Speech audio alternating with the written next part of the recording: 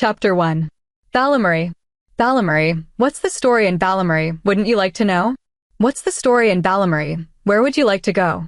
I sang under my breath while I fiddled with my hair. Look at me.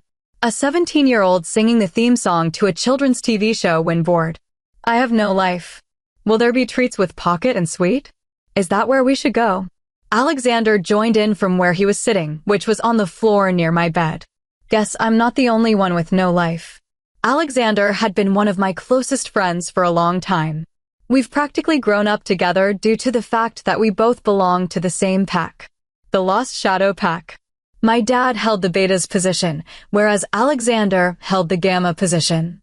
Even though his father was the Gamma, Alexander is one of the best fighters this pack has. One of the best things about my pack is that everyone is treated equally, regardless of their social status. We all respect each other. Not only this, but our alpha was one of the greatest alphas out there. He has integrity and character. He's balanced.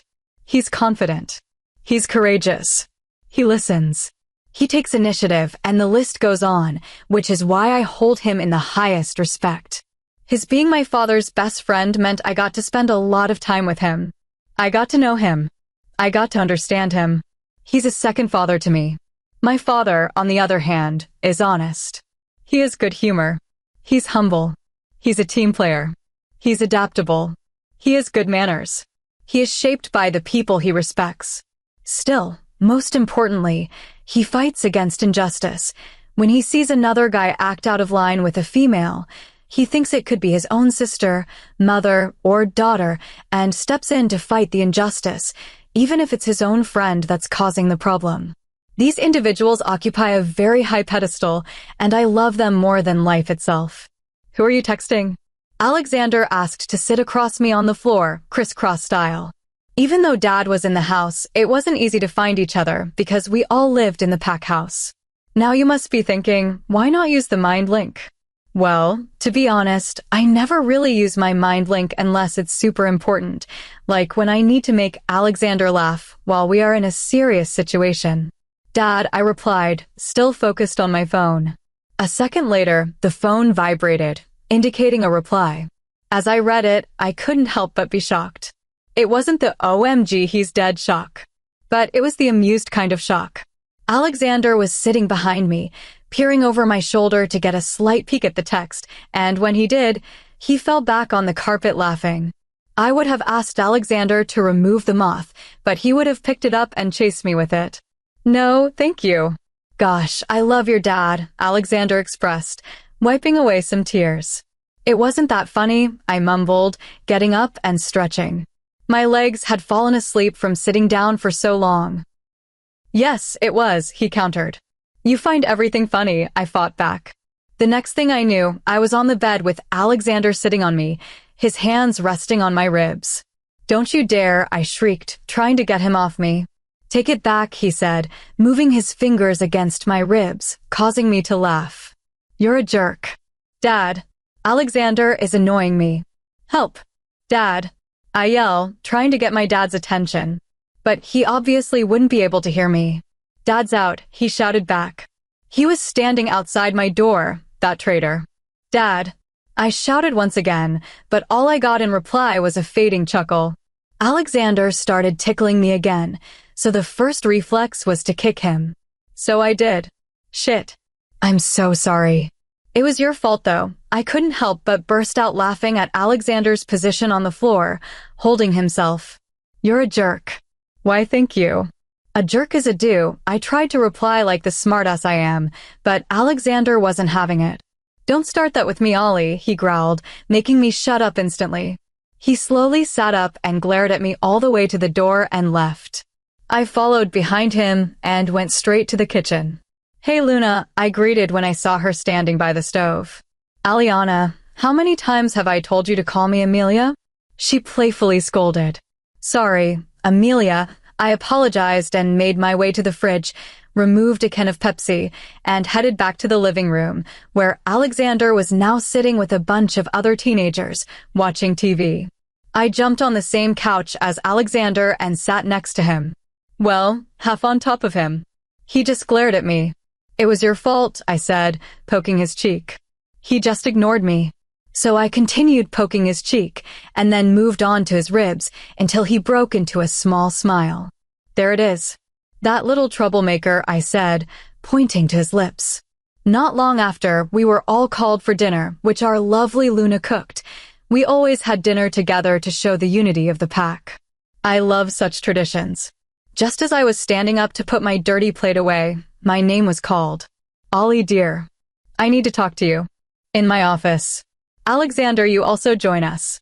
Alpha Burton said, getting up and heading to his office with Alexander and me following behind. When we arrived, my father was already present, as was Luna. Let's get this show on the road. Chapter 2. So, I say, standing awkwardly next to the door. I backed into the door, casually leaning against it. Well, I'm trying to make it look casual. I don't think it's working. Why don't you sit down? Alpha Burton said, pointing to the chair in front of him. No, I'm all good, I replied with a nervous smile. England needs one from 18 balls. I backed further into the door, trying to hear the television. Even with my extra hearing, I had to put in some effort. You okay? Alexander asked, looking amused. He knew exactly what was going on. Just perfect, I said just as the commentator spoke again. It's a 6. England advances to the finals, winning the match against New Zealand by 7 wickets. Hearing those words, I couldn't help but yell in delight, doing a little happy dance. We did it. We did it. We did it. Yay! Low-hissimos. We did it. I began singing Dora the Explorer's signature song. Alexander jumped up from his seat, running to me, giving me a high five, before starting to hit my hair with both fists playfully. Yeah, my dad said after a while, giving a bro hug to the alpha. Dad, I scolded playfully, but couldn't keep the grin off my face, as you may have already guessed. I'm a huge cricket fan. Ever since we were kids, we had a tradition to play cricket as a pack at least once a month. Alpha's lips started to turn up from the corners, but he kept a straight face and gave my dad the look. He instantly quieted and sat down. I took that as a cue to do the same. So, what was it that you wanted to talk about? I asked, pretending that we weren't just dancing like idiots.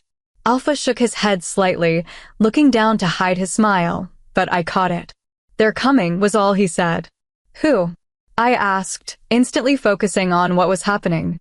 I was a crazy person who would do anything to make someone smile, but when needed, I was the most serious person you could ever meet.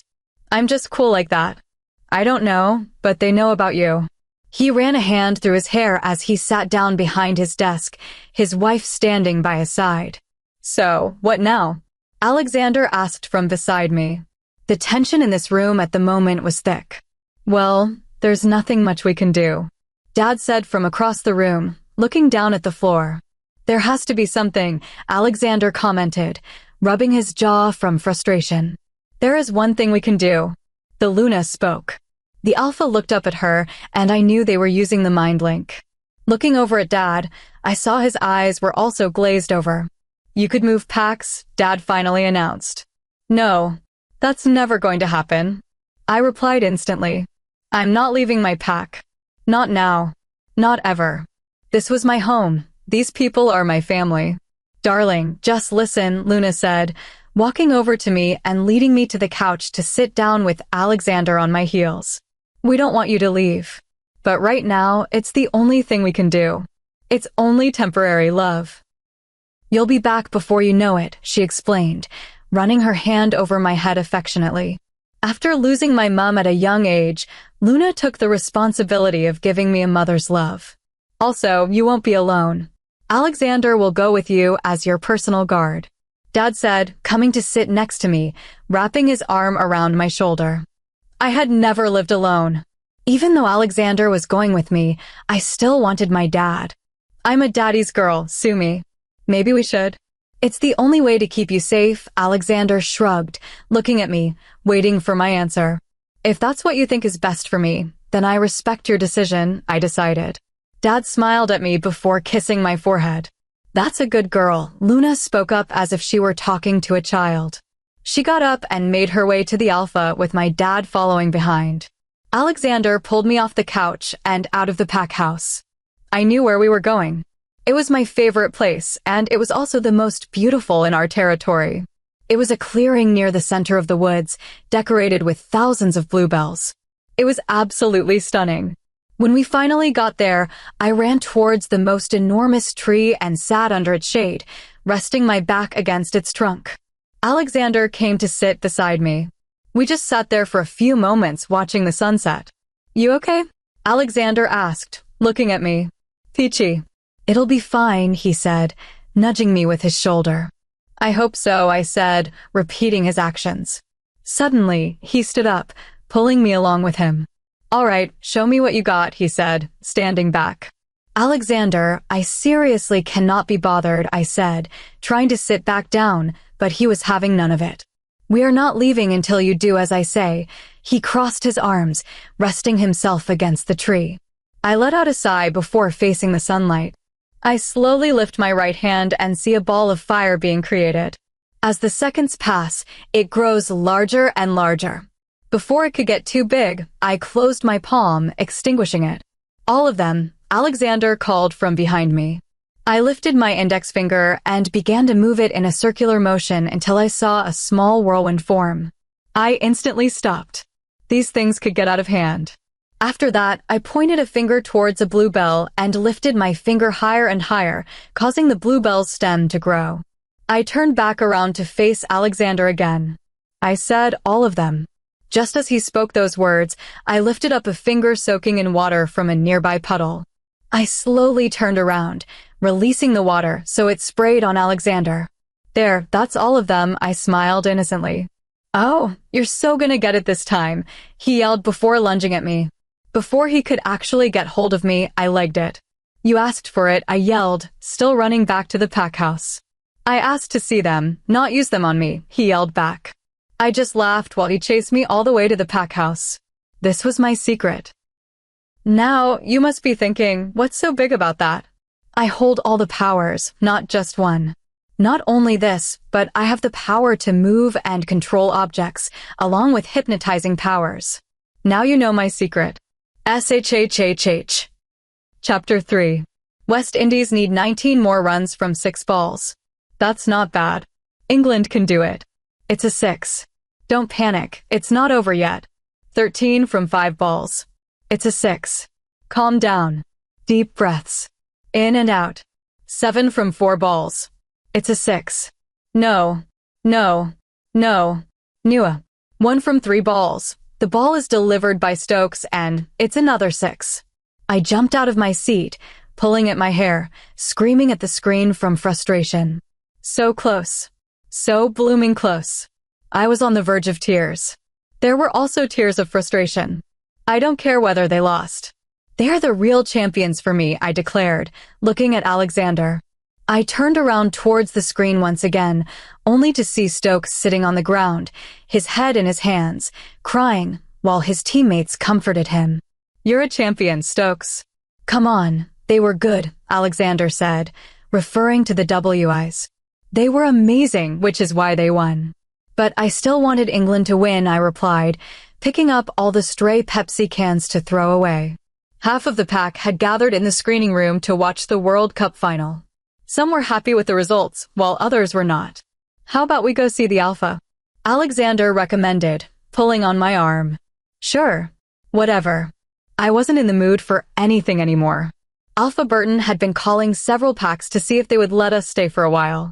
I'm not sure what reason he gave them because he obviously cannot share my secret with them. Alexander knocked on the office door, waiting for the signal to enter. Once we heard the come in, we walked in to find the Alpha along with my dad and the Luna sitting around the desk. "We found you a pack to stay in," were the first words that escaped the Alpha's mouth. "Which is?" Alexander asked. "That's the difficult bit," my dad muttered, but I had heard him. "What's that supposed to mean?" I walked closer to him, sitting down on the couch. "Well, the pack doesn't have the cleanest image," the Luna said, looking between Alexander and me. "As long as it's not the Blood Moon pack, we're all good," Alexander laughed. "That's exactly who they are," Dad said. "You're kidding me," I shrieked, jumping off the couch. "You're seriously going to send us there?" They're probably more dangerous than whoever's after Ollie, Alexander said, backing me up. Which is why I chose them. Whoever's after Ollie won't dare attack the Blood Moon Pack in the fear of getting killed. Alpha said, standing from his chair and making his way towards us. I promise you, if anything happens you'll be out of there the next minute, he reassured me. London's not too far from Bristol. It only takes 2 hours or so to reach, the Luna spoke up. I didn't care whether it was only 2 hours away. It was still far away from the people I love. I have never stayed away from my family. Ever. I would do anything to keep this pack safe, I said. An attack on me meant an attack on my pack. I can't stand that. We'll go, Alexander agreed. Thank God he's going with me. I would have been a wreck alone. Great. Pack your bags, you're leaving in an hour, Dad announced, making me choke on air. An hour? This is short notice, is it not? Alexander asked, voicing my thoughts. Don't worry, the Alpha and I are coming with you, to drop you, Dad confirmed, looking at Alpha Burton, who gave him a nod. Alexander and I fled the room and went straight to our rooms to pack our bags. I removed all the clothes from my cupboard and shoved them into my bag. I removed another smaller bag from under my bed and placed my shoes, accessories, and makeup inside, then zipped it up. 30 minutes later, I was dragging my bags down the stairs towards the living room. Alexander was already there talking to some of his friends. I walked over to them to say my goodbyes and moved towards my dad. Ready to go? He asked. Now or never, I said dramatically. He chuckled, leaning down to peck my forehead. Let's get on the road, Alexander yelled with fake enthusiasm. We walked out the front door, turning around to give a goodbye to friends who stood there. I walked around to the back of the car to place my bags in the boot. I sat at the back with Alexander by my side. My dad was driving and Alpha was in the shotgun. I watched the forest fade as we drove onto the motorway. The forest I grew up in. I had no idea how long I would be staying in the Blood Moon Pack, but no matter how long it would be, I would miss this place more than ever. I felt Alexander's hand enclose mine. I turned towards him, giving his hand a slight squeeze and a small smile. We all sat in silence for the rest of the journey. As we took the exit towards London, I got a glimpse of the forest. No doubt it was larger than the one back home. We drove down a deserted road that led into the forest, heading towards the pack territory. I looked out the window, trying to find a spot I could come to with Alexander. Then I saw it. I caught a glimpse of a beautiful lake surrounded by dozens of trees. It was perfect. I smiled to myself until it was out of sight. We drove for another 15 minutes before we arrived at the destination. We all piled out of the car and pulled around it. This is it. You'll have to make your own way from here, Alpha spoke up. Stay safe, Puppet. We'll miss you. Dad leaned down and kissed my temple while Alpha hugged me. Alexander thought he was too manly for a kiss, so he stuck with hugs. Now remember, you're here because you were bullied in school and couldn't take it, so you're moving to this school, my dad explained once again. I still think we could come up with a better excuse, I said, shrugging. Anyway, Alexander, if asked, you're here because it is your duty to protect her no matter where she is, Dad said, ignoring me, turning to Alexander, who just nodded. Dad pecked my forehead once again before turning around and walking back to the car. I love you, Dad, I couldn't help but yell after him. I instantly turned around, and a few seconds later, I was engulfed in his arms. I love you too. Take care, okay? He kissed my hair. I just nodded, not having the strength to form words. He turned around again and sat in the car. This time, actually leaving. Shall we? Alexander asked, offering me his arm. We shall. I wrapped my arms around his, but removed them again, realizing I couldn't possibly carry my luggage with my arms like that. We walked for 15 more minutes before we got to the territory line. We were welcomed by 5 huge men who stood around the area, looking down at us as if we were the mud under their feet. Jerks. Name and pack, one of the men growled. That's enough, another voice ordered before we could answer. All the men instantly looked down as the voice echoed around the forest. A man with chocolate brown hair walked towards us, trying to pull on a shirt at the same time. Damn, this boy was fine. He had chocolate brown eyes, which matched his hair along with washboard abs. If this is how all the boys are here, I might even enjoy my stay. Sorry about that. I'm the beta of the Blood Moon Pack. You can call me Chandler, he introduced, holding out his hand. I took his hand, giving it a slight shake. He did the same with Alexander. Aliana, but I go by Ollie, I introduced myself. Alexander, and I also go by Alexander, Alexander said after I finished. Welcome to the Blood Moon Pack. I hope you enjoy your stay, Chandler said with a little bow. I think I'm gonna be good friends with him. Chapter 4. During our small trek to the pack house, Chandler literally half-skipped because he was so excited to have some visitors finally. I could burst with excitement right now, I'm that excited, were his exact words. I'm starting to rethink my view on this pack. They don't seem that bad. One person doesn't represent an entire pack.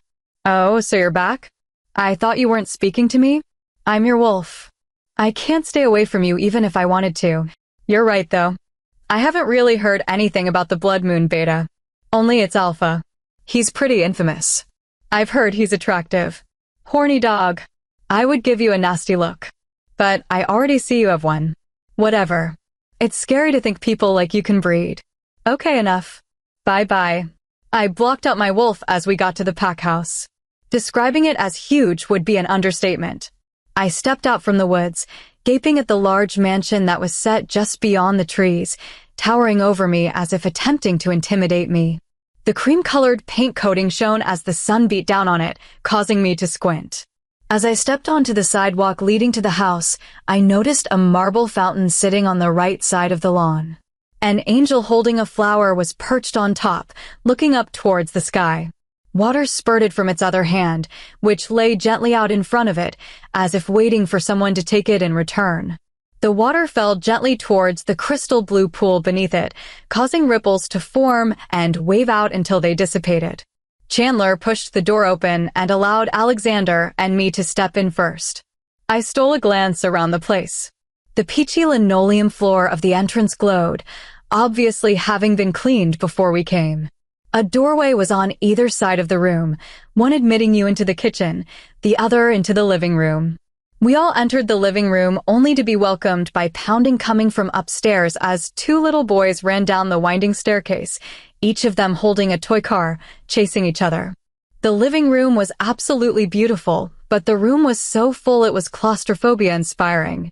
A seething mass of people were littered in the room, either watching TV or just chilling, oblivious to their surroundings. Well, this is where you both will be staying for the rest of your high school life, Chandler said proudly. Wow, was all Alexander said, his voice full of awe. I was still exploring, getting accustomed to my surroundings.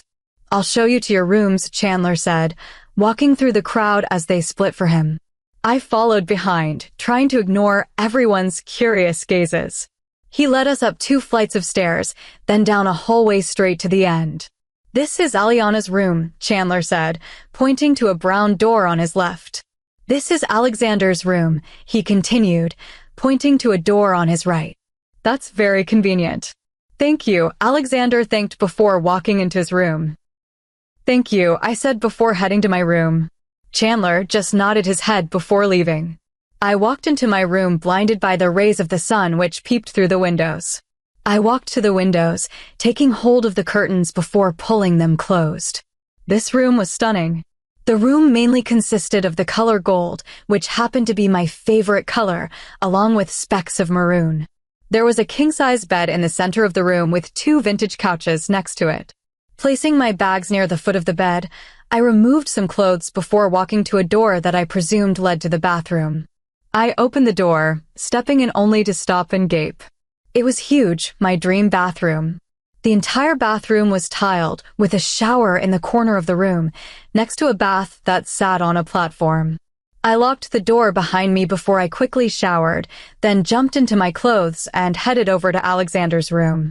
I knocked on his door and waited a few seconds before he opened it. Welcome to my lair, Alexander whispered in a deep voice.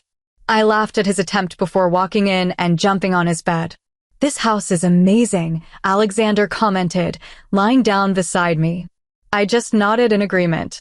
Alexander sat up, leaning his elbow on the bed, his head resting on his hand, facing me. We'll be starting school tomorrow, he mourned. It can't be that bad, I said, trying to be optimistic. Who knows? You'll be protected by me, but who's gonna protect me? He asked, lying back down. Maybe you'll find the one. I looked at him as he laughed. I doubt it. Alexander jumped up and stood on the edge of the bed, towering over me. Remember when you kicked me? He asked, coming closer. Not this again. I will not hesitate to do it again. Don't come any closer, I warned, backing up, but he had already caught me when he jumped on me, once again sitting on top of me. You deserve it, was all he said before he started playfully poking me. Stop. Please. Have some mercy, I said in between my laughter. Nope, he said. Just as he started to tickle me again, the door burst open. Oh. Chapter 5. Alexander instantly jumped off me while I pulled down my shirt, which had ridden up during our tickle fest. We all sat in silence until Chandler finally decided to speak up. Dinner in 5. You will be introduced, he said, looking between me and Alexander. He continued this for a good minute before turning around and walking out. Well, that was awkward, Alexander sighed, walking to the mirror to sort his hair out before we had to go downstairs. I should probably do the same. So I did. A few minutes later, we were both walking downstairs to the kitchen, which was full, along with the living room. Chandler spotted us and waved us forward. When we were too slow, he stomped towards us and literally dragged us with him. All right, quieten down, Chandler yelled over the noise, stopping the ongoing chit-chat. As you've probably already heard, we have some visitors in our pack. Alpha and I both expect you to treat them with respect and represent us perfectly. Please welcome Aliana Faye, the daughter of the shadowless Beta and her warrior, Alexander Creed. I hadn't met the Alpha yet. I wonder how he is and whether the rumors were true. I personally do not believe rumors unless I experience whatever it is firsthand. The wolves howled in welcome before resuming their conversations. They weren't interested. Chandler led us to the cook, who was a sweet old lady in her late 50s, and handed us our dinner. I quickly finished my dinner before heading back to my room. Alexander did the same. Tomorrow I will be starting school. A brand new school with brand new people. The only good thing was that Alexander was with me, but I still felt a sea of anxiety deep down. I guess I was just worried. Worried about being exposed. We would just have to wait and see what life had in store. You ready? Alexander asked, poking his head through my door. Yeah, we decided to walk to school since it was only a 5-minute walk, and I needed the fresh air. Talking about fresh air, I'm thinking about going for a run later this evening. When I saw the school entrance, I was in awe. This school was so fancy. All we had was a simple building with the school name on it. It was nothing compared to this. I looked towards Alexander only to see him holding the same expression as I. We walked through the doors and got some not-so-subtle stares. Weren't we introduced yesterday? Not everyone was there. Good point. But they knew they had some visitors. My wolf didn't reply after that. Alexander stood slightly in front of me, like he usually does when we're in public. He took his job seriously. I ignored the whispers and focused on only one task: finding my classroom. Alexander had different classes compared to me because he was a year above me. Though we were both in 6th form, he was in year 13 while I was in year 12. Not a massive difference, but there was one. Period 1, Maths, C22. I tried to ask for help from some passersby, but instead, I only received a nasty look. Okay then, I guess I'm on my own. I did accomplish the task, but it was 15 minutes after the bell had rung. I took a deep breath before knocking on the classroom door. After I heard a come in, I slowly opened the door, walking in. Aliana, the teacher asked, looking at her computer. Yes, miss, I replied, trying not to make eye contact with anyone. They'd probably think I'm challenging them. Take a seat, she sighed and pointed to an empty seat at the front table. It was a 6-person table and had already been taken up by 4. I sat down, placing my bag under the table after taking out my book and opening it to a new page. Let it begin. My second lesson was biology, which I actually enjoyed. We dissected a heart. After science, we had a 20-minute break, so I met up with Alexander. How's it going? He asked, sitting next to me in the courtyard. It's actually been all right. How about you? He shrugged, scrunching his nose. The girls are too clingy, he replied with a disgusted look. I wasn't surprised. I knew that he would have girls falling at his feet. It happened wherever we went. Alexander was cute, but not my type. Neither was I his. Time to go, he groaned, picking up his bag and placing it on his shoulder. He gave me a quick hug before running to his class. I had 2 free periods next, so I decided to go to the standard room. This was a large area where all 6th form students could go to study or relax for a bit. I felt awkward at first, but eventually got used to it. I sat at the far end of the room and plugged in my earphones, ready to listen to music. That was until I felt a tap on my shoulder. You're Eliana, right? A beautiful blonde asked. She had absolutely stunning gray eyes, and I instantly knew she was a prize for the males. Yes, why? I asked, curious. 2 other girls accompanied her. They were also wonderful, to say the least. Blondie took a seat next to me, crossing one leg over the other. I'm Britta. I was just wondering who that guy was with you. Does he have a mate? She tilted her head to the side, as if analyzing me, with a small smile.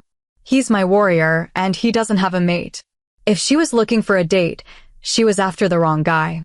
Alexander doesn't do dates. Great. Nice meeting you, she said, standing up, beginning to walk away. I don't think he'll be interested, I called after her. Okay, I didn't mean to say it like that. And why not?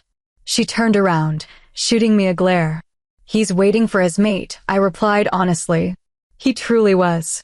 He hasn't even had his first kiss yet. Her face fell slightly, and understanding crossed her, but it changed immediately. Really? I just think you're jealous, she accused, walking towards me again. Of what? I snorted. Me, she said, narrowing her eyes into slits, crossing her arms over her chest. Right, I stretched, nodding sarcastically. She doesn't scare me. What's your tone? She hissed. Now she was begging for attention. The students in the room turned their heads in our direction. Or what? I challenged. I couldn't help but smile. Alexander is going to kill me. She clenched her fist before clenching and walking away. That was fun. Alexander had told me to meet him in the canteen during lunch, so I did. I stood near the canteen entrance waiting for the arrival of Alexander before I felt something hard collide with my shoulder, knocking my bag to the floor. Watch it, a male snarled while I bent down to retrieve my bag. Don't steal my line, I said, standing up, facing him. He was cute. Too bad his personality was awful. What did you say? Great, he's deaf too, I mumbled, but I knew he heard. He moved forward to grab me, but a body blocked him. More specifically, Alexander's. Don't even try, Alexander said in a deadly whisper. I've seen this, Alexander. This Alexander is not good. You don't want to make this Alexander angry. Angry Alexander equals broken bones. Oh, look, the hero, the boy mocked, nudging his friends. Alexander cricked his neck, clenching his fists. All of a sudden, the entire canteen fell into a hush. The boy's face fell. He and his friends instantly ran to an available seat and sat down. I looked around and saw all eyes looking towards the floor. Not one was looking up. There was power in the room. An indescribable power that even gave me the urge to bow. The Alpha. There's no other explanation. He's here. What is going on? That voice was familiar. Chandler. No problem here, Alexander replied, calming down slightly. I moved to the side, trying to catch sight of the Alpha. You 3 are expected in the Alpha's office first thing after school. He commanded, pointing to the 3 boys. I saw him. At least one rumor was correct. He was beautiful. He had a slight stubble, but otherwise, he had a flawless face. He wore a tight black shirt which hugged his muscles, clearly showing them off. I felt something, but it wasn't strong. He looked up and our eyes locked. Only for a split second, but I felt a sudden shiver. As soon as we made eye contact, I hid behind Alexander again. I guess I finally met the Alpha. Chapter 6. Ashton's office. Chandler's POV. They'll be here in a minute, Alpha, I announced to Ashton, who just nodded in response. Ashton is my best friend, yet I still call him Alpha. The only reason behind this is that Ashton treats everyone equally. If everyone calls him Alpha, then so do I. Status doesn't matter. That's what I respect about Ashton. More than a friend or Alpha, Ashton is my brother, and because I have a brother, I will always have a friend. I'm sure of it. A few minutes later, there was a quiet knock on the office door. I could already smell the fear. Come in, I permitted. Ashton didn't bother with any of this. After what happened, not one pack member has heard Ashton say a word. The only person he actually communicates with is me. The main reason behind this is that Ashton believes that meaningless silence is better than meaningless words. The three boys walked in, tails tucked between their legs. No, they were not in wolf form. It was just an expression. Come on, guys. Keep up. They all stood in a line in front of Ashton's desk, not daring to raise an eye. One growl from Ashton was all it took for the boys to start tripping over their words, trying to come up with a reasonable explanation. Silence, I growled, shutting everyone up instantly. You, I said, addressing Adric. He was the one who led the rest. Idiot. I seriously feel like if I smacked the stupid out of him, there wouldn't be anything left. Adric took a step forward, his hands behind his back, eyes directed to the ground. Explain, I ordered. He stumbled over his words before gathering enough courage to form a coherent sentence. One that actually made sense. That girl, she threw herself on me.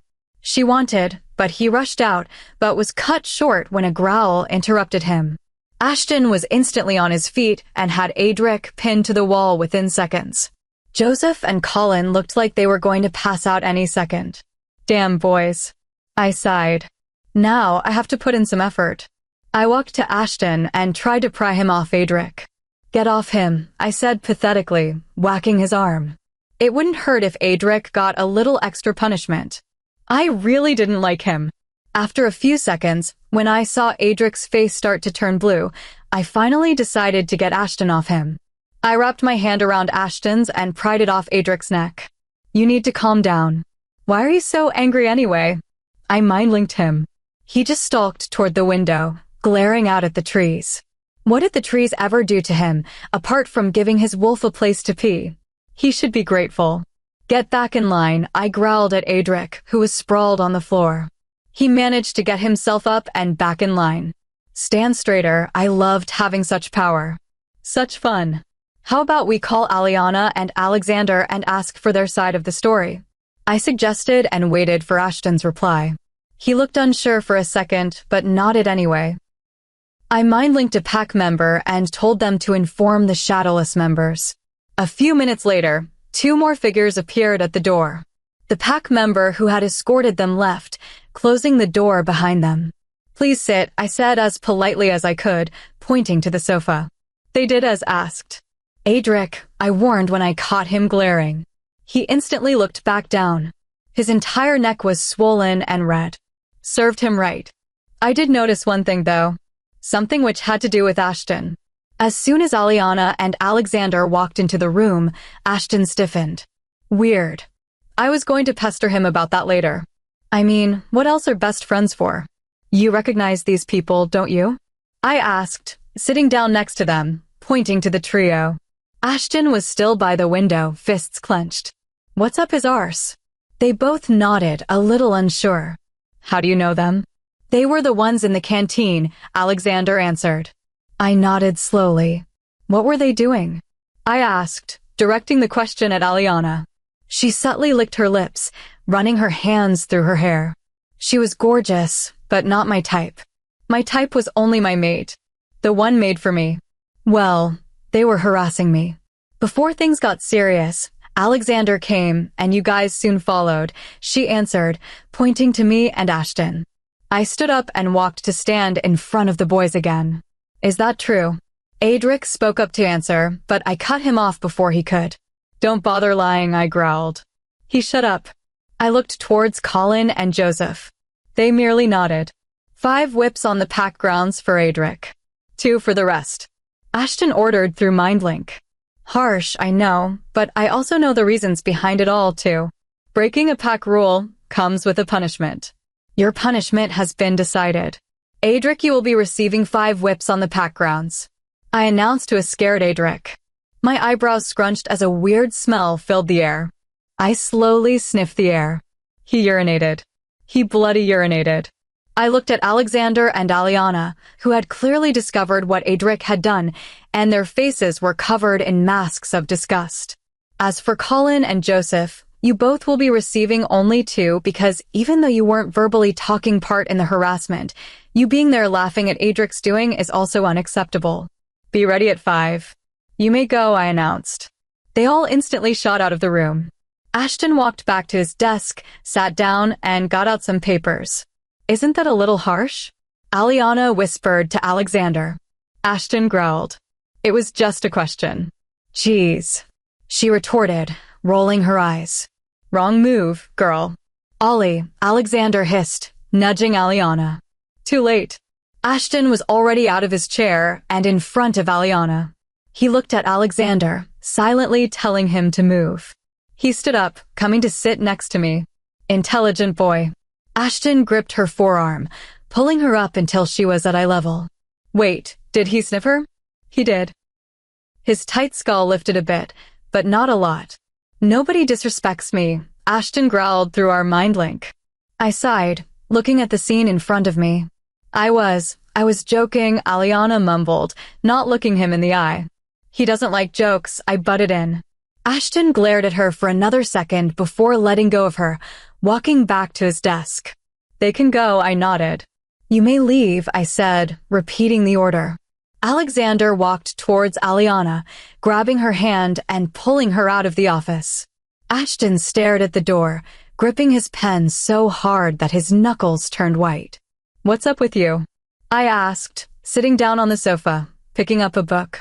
He picked up his coffee, taking a sip. She's your mate, isn't she? I asked knowingly. He spat out his coffee. I've always wanted to do that. A spit take. He just grumbled something under his breath. He ran a hand down his face before getting up to sit next to me. He picked up a book on his way. He sat down, stretching his legs out in front of him, and began to read. Sometimes you have to accept the truth and stop wasting time, I told him. He looked up for a split second before going back to reading. Well, at least I tried. Chapter 7. His touch. It said something, but I can't figure it out. When the alpha touched me, I felt something other than pain. Just slightly. It was nothing big. Yet, I'm still thinking about his touch. You coming? Alexander asked from the door. We were heading to the pack ground to watch the given punishment. Everyone had to be there. I nodded my head before following behind Alexander towards the grounds. I really didn't want to watch this. It was so harsh. I'm pretty sure they would have backed off with a warning, but no, they're getting whipped. The place was filled to the brim. The 3 guys stood in the center. Colin, Adric, and Joseph, I learned their names were. Chandler stood strictly in front of them, talking to them. I couldn't hear from back here. The area was buzzing with whispers that suddenly disappeared in a microsecond. The Alpha was here. Alpha Ashton walked along the path that had been automatically created for him. He walked right past me, and I caught a whiff of his smell. It's tough to describe. It's like the fresh air you smell just after it rains. Petrichor. He was a few feet in front of me, but he froze before walking backwards until he was directly in front of me. I gulped. What have I done now? He gripped my arm, pulling me out from the crowd, and as I reflexively grabbed Alexander's, I tagged him along. He released me once we got to the center. He walked towards a stand that held a whip, picked it up, and threw it at my feet. He looked at me, and I knew what he wanted me to do. No, I replied harshly. Gasps. That's all I heard. Guess they weren't used to anyone saying no to their alpha. Hell would freeze over before I whipped any of them. Even if I had wanted to, I didn't have the courage to. Alpha looked at me, stepping forward, raising his eyebrows in challenge. No, I repeated, taking a step forward too. I have self-respect, and he could take that as he liked. He growled, taking another step forward, but before he could reach me, Alexander stepped in front of me. The Alpha growled louder in response to the challenge. Alexander, step away, I said to him. I wasn't going to give him the chance to make me feel guilty if he got hurt. It is my job to protect you, and I'm doing just that, he growled, looking at me. I looked at the alpha and saw his expression hinting at respect, but it quickly changed once he saw me. He was seething. I knew Alexander wouldn't last in front of the alpha.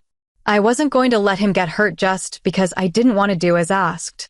I was of a higher rank than Alexander. I could command him. I have never used my beta voice. Ever. Guess there's always a first time for everything. Alexander. Step away. I used my beta voice. Everyone on the ground bowed their heads, and Alexander whipped around towards me with one thing clouding his face. Hurt. I'm sorry, I whispered. Alexander looked down, clenching his fists before stepping away. Not too far, though. Alpha, how about you just punish them? Chandler spoke up, standing next to the alpha. He growled, stepping forward until he was in front of me. We locked eyes, and I glared while he just stared. I wasn't going to look away first or blink. He was trying to show dominance and control. I wasn't going to let him win. The air was tense. Very tense. We stood there for around a solid minute before my eyes started watering.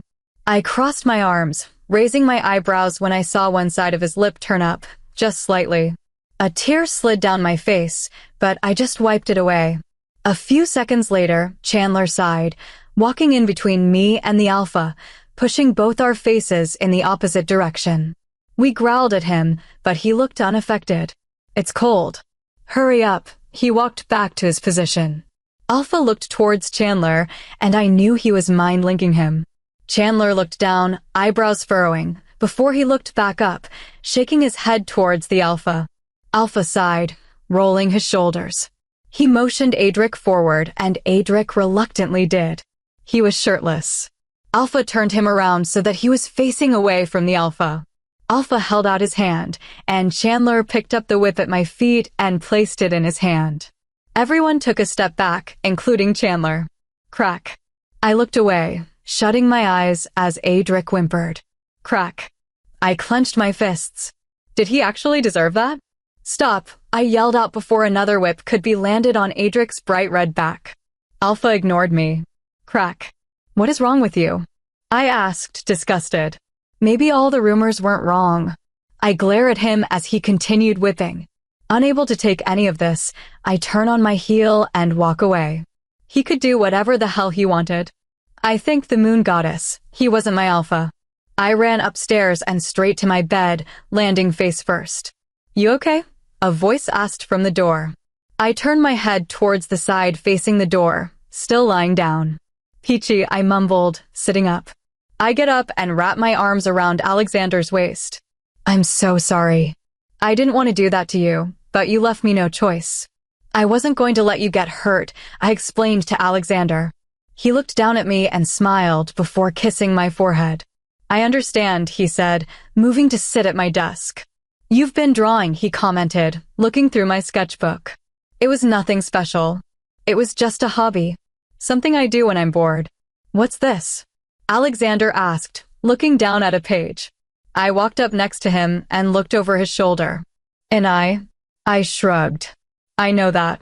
Whose though? He looked at me curiously. No one. It doesn't have to belong to anyone, I lied. It did belong to someone. It belonged to the alpha. The first time I saw him, his eyes stuck out. I couldn't get them out of my head, so I decided to draw to free my mind. I ended up with a sketch of his eye. Great. I wanted to tear it up, but I didn't have the willpower to do it. I get jittery when he's near me. I heat up. He smells good. Could he be? He couldn't, but what if he is? Werewolves didn't find their mates until they were 18, and I was only 17. I only had a few months till I turned 18. Alexander had a few weeks to go. I was knocked back with the realization that he may be my mate. Will you give him a chance? My wolf asked. Everyone deserves a chance. If he proves to me that he's a good mate, I will accept him. I replied. That is, if he is my mate. Even though his recent impression hasn't been all too good, he deserved a chance. A chance to prove he isn't bad at heart. An opportunity to prove he can love. A chance to prove the werewolf kingdom wrong. Chapter 8. Things couldn't get more uncomfortable. Ever since the whipping a week ago, everyone has been staring at me like I'm the dirt under their shoes. I hated it, and I am so close to knocking a few teeth out. Luckily, Alexander has always been by my side and has stopped me from doing so more than once. Let's get out of here. I grabbed Alexander's arm, dragging him out of the pack house and straight to the river I saw when we had first arrived. It was past 10 right now, but I couldn't care less. I needed to let some steam off. We stopped at the river, and I picked up a few pebbles, starting to throw them into the river as the moon sat glaring at us from above. I want to go home, I whispered, wrapping my arms around myself. I do too, but you know we can't, Alexander comforted, walking over and wrapping an arm around my shoulder. I know, I rested my head on his shoulder, getting comfortable. We sat on the ground, resting our backs against a tree, just staring into the beautiful night. We sat there for a few hours before we decided to head back to the pack house. I was missing my dad. A lot. We've been calling each other nonstop, but that didn't change the fact that he was over 100 miles away from me. I don't think I would have lasted more than a day without Alexander by my side. He truly is a great friend. You ready? Alexander asked from the doorway. It was Saturday night and we had decided to go out. Clubbing most likely. Fake IDs aren't a problem nowadays. Alexander sported a red V-neck with black jeans and a leather jacket, all ready to go. On the other hand, I also wore black high-waisted jeans paired with a thin, black, strapped crop top.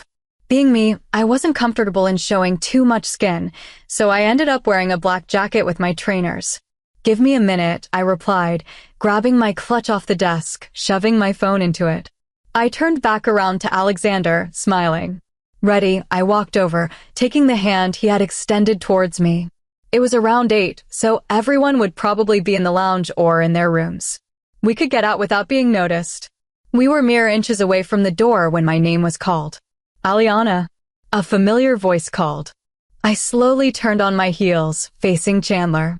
Yeah, where are you going? He asked, walking towards us as he looked at our attire. You know, out and about, Alexander answered, running a hand through his hair. Chandler was about to say something, but was cut off with dozens of hushed whispers. Within seconds, the room emptied. Another second later, Alpha made an entrance. Is that why everyone left? Alpha stood in front of me, looking me up and down as if assessing what I was wearing. He let out a low, angry growl and turned to Chandler with a raised eyebrow. They're going out. Clubbing, I presume, from their clothing choice. Chandler shrugged. They just stared at each other for a while before Chandler sighed. You wouldn't mind if we joined, right? Chandler asked. Alpha turned back, facing us with raised eyebrows, daring us to say no. I looked towards Alexander, who was already nodding. Alpha smirked, looking at us before he headed back upstairs. Give us 5 minutes, Chandler called over his shoulder. He wasn't lying. Precisely 5 minutes later, Chandler made his way downstairs with the Alpha in tow. I saw the Alpha before I saw Chandler, though. And damn, did he look good. He wore a hooded sweater under a leather jacket. He matched his outfit with gray-washed jeans. When I managed to make eye contact again, I knew I had been caught when I saw a smirk playing on the Alpha's lips. Flustered, I quickly looked down. He hasn't even touched me, and I'm getting all hot and bothered. Can we go now? Alexander asked when Chandler and the Alpha arrived. There's an addition. My sister decided to tag along. Chandler looked informed and embarrassed. Did he have a sister? How long will she take? I asked, trying to ignore the Alpha's gaze. He just shrugged. I let out an irritated sigh and sat down on a nearby couch. Finally, Chandler muttered, looking at the stairs 10 minutes later. Guess his sister was here. I stood up, adjusting my clothes, and turned around to meet his sister. What is she doing here? Britta asked, looking at me distastefully. I swear I heard the Alpha growl. She's the one who invited us, Chandler replied, looking annoyed. I don't really remember inviting anyone. Britta was wearing a dress that was probably a size too small, along with 6-inch heels. Attractive. Whatever. Hi, as Alpha growled. I think the first name basis approach failed. Sorry. Alpha. Alpha just grunted. "We're going in Alpha's car," Chandler announced, heading out of the room, with Britta following. Never in a million years would I have thought that Chandler and Britta could be siblings. They looked nothing alike. Alexander looked at me dramatically, rolling his eyes, before following behind them. Before I could follow, a hand gripped my forearm, pulling me back. If I weren't in shock, I would probably be enjoying the Alpha's head, resting between my neck and shoulder. He let out a deep growl before releasing me and walking out the front door. This is going to be a long night. Chapter 9. You know that feeling when you feel like something's clawing your insides, begging you to do something, but you try your best to keep control? That's me right now. You see, when we left the house, we had all piled into the Alpha's Maybach Accelero. Beautiful car, but that's not the problem. The problem is sitting right next to me. Britta leaned forward again, trying to talk to Alexander, who was not so subtly ignoring her. I blew her hair out of my face. Some people may say I have a short fuse. But no, I say I have a limited tolerance. I can only put up with so much nonsense in a day. Do you mind? I gritted out. She ignored me. I guess plan B it is. I gripped her forearm, forcefully pushing her back in her seat. What the hell? She screeched. I rubbed my ear slightly, trying to get rid of the ringing. How dare you? You can't touch me without my permission. Do you know who I am? She snapped her fingers in front of my face. Are you listening to me? No. I'm listening. It just takes me a minute to process so much stupidity all at once, I said, rolling my eyes. Chandler snorted while Alexander full-out bellowed a laugh. Britta looked around, embarrassed, before opening her mouth again. Yeah, well, you're so ugly. When your mom dropped you off to school, she got a fine for littering, she insulted triumphantly. Not one peep escaped anyone's lips. I clenched my fists on the mention of my mother, but I let it go. You gonna say anything back? Chandler asked, trying to instigate a fight. I thought for a second before firing. Let's see. You're so ugly. When you were born, your mom said, "What a treasure," and your dad said, "Yeah, let's go bury it," I smirked. Alexander choked back a laugh, as did Chandler. Alpha's face stayed blank. You're so used. Listen, I would love to sit here and insult you, but I'm afraid I won't do as well as nature did. I smiled in fake sympathy. That was a complete lie, though. Britta was absolutely gorgeous. If only her personality were the same. She seemed nice, but she took a dislike to me for some reason. Shame. The car filled with laughter. Britta huffed, crossing her arms, falling back into her seat again. Not even a few seconds later, we arrived at the club, not so far away from the pack territory. This way, we could easily make our way back to the pack if need be. Chandler instantly found a parking spot, parked the car, and waited for all of us to pile out before locking it. Alpha Ashton led us straight to the entrance, cutting the line, surprising me. Upon entering, the first thing I heard was the pumping music, and instantly, I felt the bass in my chest. The place was completely and utterly whole. Alpha walked through the mass of people straight to a booth at the far end of the club. It was hidden from all eyes. I sat between Alpha and Alexander. Chandler and Britta were seated opposite us. I'm gonna go get a drink, Chandler muttered, standing up. He froze, turning slightly before nodding and walking away. Alpha probably mind-linked him. Thinking about it, since I've arrived, I have not heard a word from the Alpha. Alexander follows him after asking for my order. After a few seconds, Britta rolled her eyes, getting out of her seat, muttering something about dancing. That left Alpha and me. I tried adjusting my seat, trying to get comfortable, but I ended up brushing my leg against the Alpha's. His hand clenched on the table, and I quickly moved away. Why are you moving? Get closer. My wolf scolded. I ignored her and instead looked around, in search of Alexander. I sighed when I didn't spot him. We sat in silence for the next few minutes until Chandler returned. I thrust my thumb towards the dance floor. Yeah, I finished off awkwardly before dashing off in that direction. Once out of sight, I stopped leaning against the wall, trying to cool down. Ollie? I jumped at the voice, turning around to face Alexander. Geez, you scared me, I scolded. He scoffed, walking towards the booth. I pulled him back. Let's go sit at the bar, I suggested. He looked unsure but followed anyway. We sat at 2 empty seats and chugged down the drinks Alexander bought. "I'm Alexander," I heard Alexander introduce himself. I turned around to see him talking to a cute brunette. "I'm Toriana," she replied, shaking his hand. "I'm sorry to disturb you guys. I was just wondering whether you were single or not," she said, smirking. Her eyes flicked up, looking at something behind us. Alexander, being too busy, didn't notice, but I did. Looking back, I saw a boy around mid-20s glaring at the girl. I smirked, figuring out what was happening. "You are," she said louder than necessary. The boy got up, stalking towards us before shoving his hand in Alexander's face. "Chasen. Toriana's fiancé," he said, emphasizing the word fiancé. Alexander looked between them, amused. "I thought you didn't care whether I talked to guys," Toriana teased. "You can talk to ugly guys," Chasen muttered, pulling Toriana closer to him. "You guys American?" "You've got an accent?" Alexander asked, looking between the two. "Yep. Americans in the house," another boy hollered, coming up behind them. He looked at me before dramatically bending down, taking my hand in his and kissing it. "And who might you be?" he asked, faking a British accent. Before I could reply, he was whacked on the head. "A girl who's not your girlfriend," a new girl muttered. "Damn, there were a lot of these people." "We're here on a vacation," she explained. "I'm Brit, by the way, and this is my boyfriend, Zach." She extended her hand, and I shook it, smiling. "There is a lot of you, isn't there?" Alexander laughed. "Your accent." "Jesus, British boys are so cute," Brit gushed as Zach just pouted at her. "This is only half of us. You want to meet the rest?"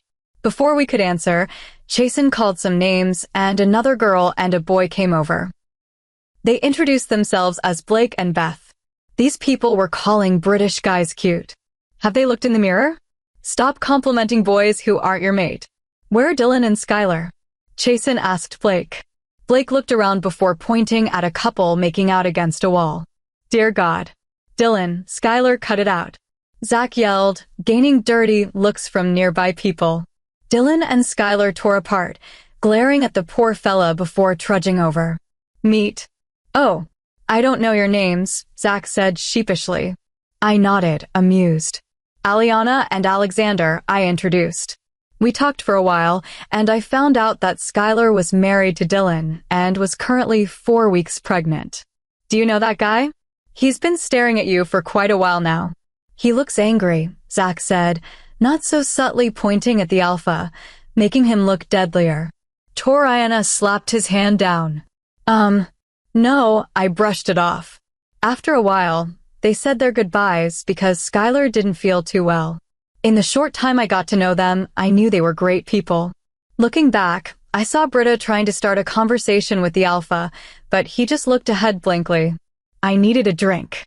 Perfect. I snatched a drink out of Alexander's hand, downing it. I knew I wouldn't get drunk with one glass. Werewolves had to have a considerable amount to get drunk. I latched onto Alexander's hand, dragging him to the dance floor. Alexander chuckled before taking my hands and dancing with me. He led while I followed. I'm not the best dancer, and Alexander knows that very well. "Relax. You're too stiff," Alexander yelled into my ear over the resonating music. I complied, letting myself dance freely. I moved around Alexander while he did some crazy fist movements. I laughed at his movement. "And you say I can't dance," I scoffed loudly near his ear. He wrapped his arm around my waist, dancing with me. Our moves matched the beat. "I can dance," he said into my ear. Suddenly, I was yanked out of Alexander's arms and straight into someone else's. Alexander was pushed back and just about stopped himself from falling. Before I could protest, I heard a loud growl in my ear. Instantly, I knew who it was. I turned around to see Alexander backing away slowly, his hands up in surrender. Nice to see he has my back. Stop complaining. Now's your chance, touch him. Alpha had his nose buried in my neck, initiating a round of shivers to run down my body. His touch, his smell, every piece of him felt like heaven. His body was stiff, and I knew he was furious. He slowly lifted his head so he could look at me, but his arm didn't unwrap itself from around my waist. When we finally made eye contact, I gripped his hair, shoving his head back into my neck to hide the fact that his eyes had turned bright red. He growled, pulling me closer. His lips pressed themselves against my skin, moving up and on. Your eyes, they're red," I stuttered, completely distracted by his lips. He growled, trying to pull me closer, but it wasn't possible. He growled again. "You need to calm down," I whispered hesitantly, wrapping my arms around his waist, slowly rubbing his back. I felt his muscles relax and his breath become more even. It was working. He stood there for a few more seconds before standing straight again. His eyes wandered down to my legs, then back up again. I don't know whether to feel flattered or scared right now. We held gazes for a moment before his eyes flicked down to my lips. "Do it. I swear to the goddess, if you let this go, I'll make sure you won't be able to look in the mirror again," my wolf threatened. I gulped, looking at his tongue, which darted out to lick his lips. He slowly gulped before unwrapping his arm from around my waist and walking away. I backed away slowly, hurt washing over me. "You're going down," my wolf yelled. I didn't reply. "You okay?" she asked, sensing my mood. My wolf and I may fight a lot, but that doesn't mean she doesn't look out for me. She was my second half. I knew even if no one else was by my side, she always would be. "I think so," I blinked, trying to hold back tears. Why did I want to cry? I hardly knew the guy. Why was this affecting me so much? Just as I was about to exit the dance floor, a hand gripped my wrist, pulling me back. The next thing I felt was a pair of warm lips against mine. My eyes widened in surprise before snapping shut. The alpha was kissing me. I wrapped my arms around his waist, pulling him closer.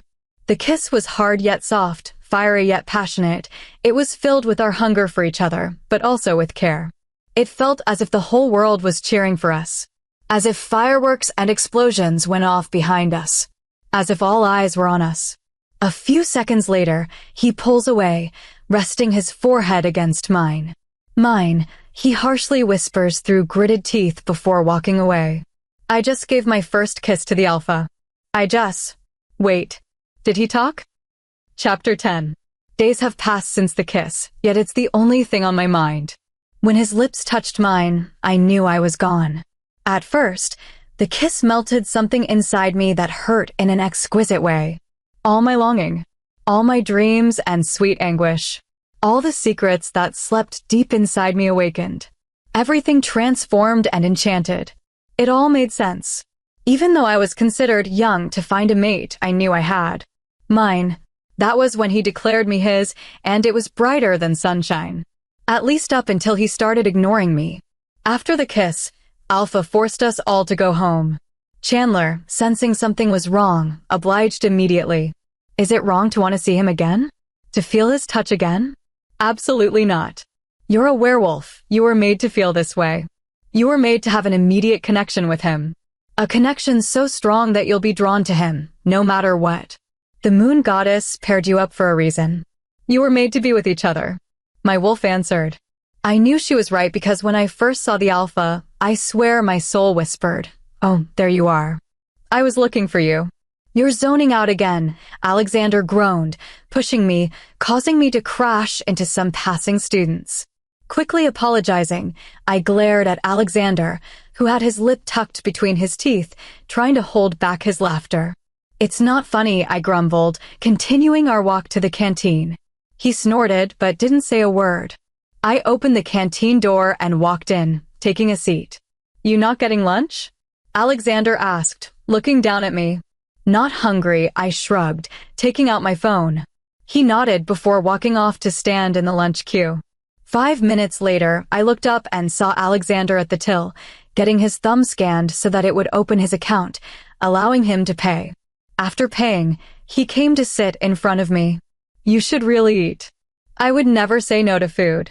I guess I'm just not hungry, so before I got to finish my sentence, a tray slammed in front of me. What the hell? I shrieked, shocked by the sudden noise. Sorry. Didn't mean to bang it so loud. Chandler smiled sheepishly. I shook my head at him before taking out my earphones. Before I could actually plug them in, they were snatched from me. Eat, Chandler ordered, shoving the tray towards me. I'm not hungry. I shoved the tray back. Eat. He stressed, pushing the tray back towards me. No. What is your problem? Chandler sighed, sitting down next to me. Listen, this isn't from me. The rest I'm leaving up to you to figure out, he said before leaving. What's that supposed to mean? Alexander asked, confused, with his mouth full of food. Close your mouth. Don't you know it's rude to talk with food in your mouth? I teased. He stuck his tongue out at me. EW. Mature, I laughed before looking at the tray in front of me. It didn't take a genius to figure out who wanted me to eat. It was obviously the alpha. Who else will dare tell the beta what to do? Smiling in appreciation, I lifted the sandwich, unwrapping it. I wonder who sent it, Alexander said to himself. I just smiled. This right here proves he cares. He may not show it, but he does. Wait, how did he know I wasn't eating in the first place? Is he watching over me, or is someone doing his dirty work for him? I'm not sure, I answered. 10 minutes into lunch, I felt a tap on my shoulder. Can I talk to you? Britta asked. Sure, I guess. I got up and hesitantly followed her out of the canteen. What's up? Britta leaned against the wall, picking at her fingernails. You kissed the alpha. Scratch that. He kissed you. She narrowed her eyes. Pfft. What? I tried to play it off cool, but knew I failed terribly when Britta pushed herself off the wall. She stalked towards me until she was mere inches away from my face. You're his mate, she continued. How in the hell did she know? Alpha has never paid attention to any girl. He has never been seen with a girl. But once you turn up, he's constantly seen around you. Next thing you know, he's kissing you. It's not rocket science. She sighed, taking a few steps back. Does that mean you were also his first kiss? Just because he hasn't been spotted with a girl doesn't mean he has never been with one. Even though I might not be his first kiss, I couldn't force the goofy smile off my face. Stop that, Britta scolded. What? Stop smiling like that. It's creepy, she laughed playfully. Was she being nice to me? Aren't you going to tell me to back off or something? Wasn't this the part where I got threatened? You're my Luna. I will respect you. I respect the moon goddess and I respect mates. I will never go after a mated male. I also want to apologize for my early behavior. It's just that I've always been spoilt by the pack and all of a sudden you showed up and the attention's on you. I guess I forgot I'm not 5 anymore. She looked down, ashamed. Don't be. Wanting to have a little fun is not bad. You aren't doing anything wrong, so what's there to be sorry about? Also, if you're only ashamed because of your behavior, then even you know that you can easily sort it out, I smiled. She grinned back before pulling me into a hug. Thank you, Luna, she said gratefully. I awkwardly wrapped my arms around her, too. We may be on good terms, but I still didn't like hugging people I hardly knew. It's fine. Just don't call me Luna, I said, pulling away. She nodded before linking her arm with mine, pulling me along with her back to the canteen. We head back to our table to meet a gaping Alexander. He raised his eyebrows in question, and I just shrugged, smiling. Chapter 11. You sure you want this? Yes, Alexander, I'm sure, I said for the umpteenth time. I'm just being careful. What if you regret it after? He sighed, running his hand through his hair. I am 100% sure. I want this, I confirmed. It's going to hurt. I know it is, but I'm a big girl, I rolled my eyes. Fine, if that's what you want. Alexander grabbed my hand, walking towards the tattoo parlor. I've always wanted a tattoo since I was a kid, and now I've plucked up the courage to get one finally. I wanted to get something meaningful and not just useless, so I decided to get a small feather tattooed on my left wrist. Feathers symbolized hope, balance, and good luck. It's meaningful and pretty. This is it. Now's your chance to back out. I'm not backing out. I'm getting it. I sat down on the chair, waiting for the tattoo artist to begin. The first 10 minutes were painful, but after that, my wrist went numb, and I couldn't feel anything. Maybe it's because, as a wolf, I was born with high pain tolerance. But it was all worth it at the end. The tattoo was gorgeous. A small feather decorated the right side of my left wrist. Definitely worth it. We should do something. Depends what the something is, I mumbled back, only interested in the movie on screen. Most of us teenagers were gathered in the screening room watching 22 Jump Street. We were on the door apart. Lord, this movie is hilarious. Shopping. Britta squealed in a hush, trying not to disturb the other people present. I leaned back against the chair, my eyes still focused on the movie. What are you going to shop for? You'll find out. Britta stood up, dragging me up with her and out the door. No. That was the best part, I whined, trying to catch a glimpse of the screen, but it was too late as the door closed behind me. Stop whining and let's go. She led the way to her car, and I followed behind her. Have you got a license? I asked. She's only 17. You're pretty lucky to get it before you turn 18. Yeah, I'm actually 18. I was held back a year in school, which is why I study along with you. I nodded in understanding, sitting in the car. Within 15 minutes, we got to the local mall. We need to get some clothes and then shoes. Oh, and Britta began listing off things that seemed unnecessary to me, but I didn't complain. She's the one paying. After a 3-hour shopping trip, we stopped at a cafe to grab something to eat before heading back home. There's a party tomorrow to celebrate the birthday of a pack member turning 18. Britta informed. There was always a party thrown for those who turned 18 because that was the age they could find their other halves. Everyone's invited. Even the alpha. She wiggled her eyebrows. Maybe I could wear that dress we bought today. I subtly tried to change the topic. I knew it worked when Britta started ranting about the perfect accessories that would go with it. I laughed at her response, but it was cut short when a group of guys gathered around us. You mind if we sit here? They looked around our age. Before we could answer, each guy grabbed a chair from a nearby table and sat next to us. There were around 4 of these roadmen. Yes, we do mind. Leave, Britta said, vexed. The guys just chuckled when one of them lifted his, but slightly off the chair to move closer to Britta. Immediately, I moved my hands underneath the table, using my powers to move the chair from underneath. Not having anything left under him, the guy fell straight to the floor, causing Britta to laugh. She exaggerated the laugh, and I just scoffed, smirking. You find this funny? He yelled and raged, catching the attention of nearby people. His other friends stood up, backing him up. They were humans. What's the worst they can do? Call us names? Very, I answered his question, causing his gaze to snap towards me. Oh, she speaks, he said mockingly, moving closer to me. Just when he was mere inches away, another voice spoke up. I wouldn't do that if I were you.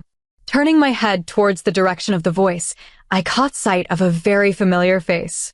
I looked back at Britta, who was now sitting back in her seat, arms folded, smirking. She looks at me and winks. What are you going to do about it? An idiotic boy yelled. He took a step forward, trying to show bravery and courage. All I could see was stupidity. You wouldn't want to know, Chandler growled, not liking the disrespect. This was the first time I've ever seen Chandler like this. He's always the one to find humor in everything. Stop trying to be a hero, it's 4 against 1. It's obvious as to who's going to win, the guys laughed. If only they knew. Soon enough, Chandler began laughing along with them. Well, more like them. You think it's 4 against 1. It's 4 against 2. As the words left his mouth, another figure rounded the corner. Just looking at him made my heartbeat accelerate. His retained aura screamed respect and authority. Sensing danger, the guys audibly gulped, backing away slowly. All except one. The one that fell on his backside still held his position. I applaud his courage, but want to laugh at the stupidity. Oh look, he called for backup. Chandler merely rolled his eyes.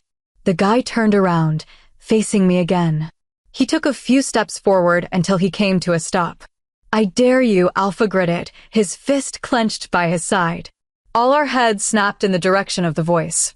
Some are in shock. Some are in fear. His voice. Gosh, his voice was so deep and husky. So sexy. I had to hold back a shiver that fought for escape. The man gulped, but took another step forward, not breaking eye contact with the alpha. Wrong move, boy. You just disrespected an alpha. The following events were a complete blur. The boy was lying on the floor across the cafe, with probably many broken bones, while Chandler led us out the door. You guys okay? Chandler asked, looking between Britta and me. We're fine. But how did you guys know we're here? I asked, confused. The alpha was long gone, waiting in his car. I called them through Mind Link. Britta explained getting over the shock of hearing the alpha talk for the very first time. The alpha looks super pissed. Maybe you should ride with him. Oops, I mean ride with him. You know, to the pack house. Britta smirked while I glared. Chandler scoffed awkwardly but agreed with Britta. You can't force me to go. I don't want to. Britta pushed me one last time before I hit the passenger seat door. I turned around to tell her off, but she was long gone. Plucking up some courage, I extend my hand and pull open the door, slowly getting in. Instantly, I was punched in the nose with the alpha scent. He just sat there staring at me. His eyes were still bright red, and his knuckles had turned white from clutching the wheel too hard. Chandler wanted to ride with Britta, so asked me to ride with you, I explained, not making eye contact. Alpha sat there staring at me for another minute before starting the engine. Could you please slow down? I asked, clutching onto the sides of my seat, hoping not to fall. The seat belt won't help with anything. Alpha, please, I begged as he overtook another car, missing a cyclist by centimeters. He growled, speeding up. Thankfully, just as we approached the lights, they converted to red. I let out a sigh of relief and turned towards the alpha to see him fidgeting in his seat. Catching me looking, he instantly stops. Not being able to help it, I dart out my tongue, licking my lips. His eyes follow my movement. He began fidgeting again, starting to drive as the lights changed. This time, he went slower, taking his time. I realized why the alphas were speeding. It was because we were in an enclosed space, meaning my scent was overwhelming his wolf, making him lose control. Looking out the window, I feel a tug on my wrist. Looking back, I see the alpha looking down at my bandaged wrist with furrowed eyebrows. I got a tattoo, I answer his unasked question. He looks back towards the road. A few minutes later, his hand stretches towards mine and lifts my left hand, bringing it to his lips. He slowly kisses the bandaged area. He whispered something against my arm, probably in the hope that I wouldn't hear, but I did. Mine. Chapter 12. You have to wear that dress tonight, Britta said from the bed. Britt, Alexander, and I were all huddled in my room, planning our outfits for tonight. What is tonight, you may ask? Well, tonight is the Alpha's 22nd birthday. It's amazing how close our birthdays are. Today is the Alpha's, in a week's time it's Alexander's, and a few weeks after, it's mine. I'm not sure, I asked consciously.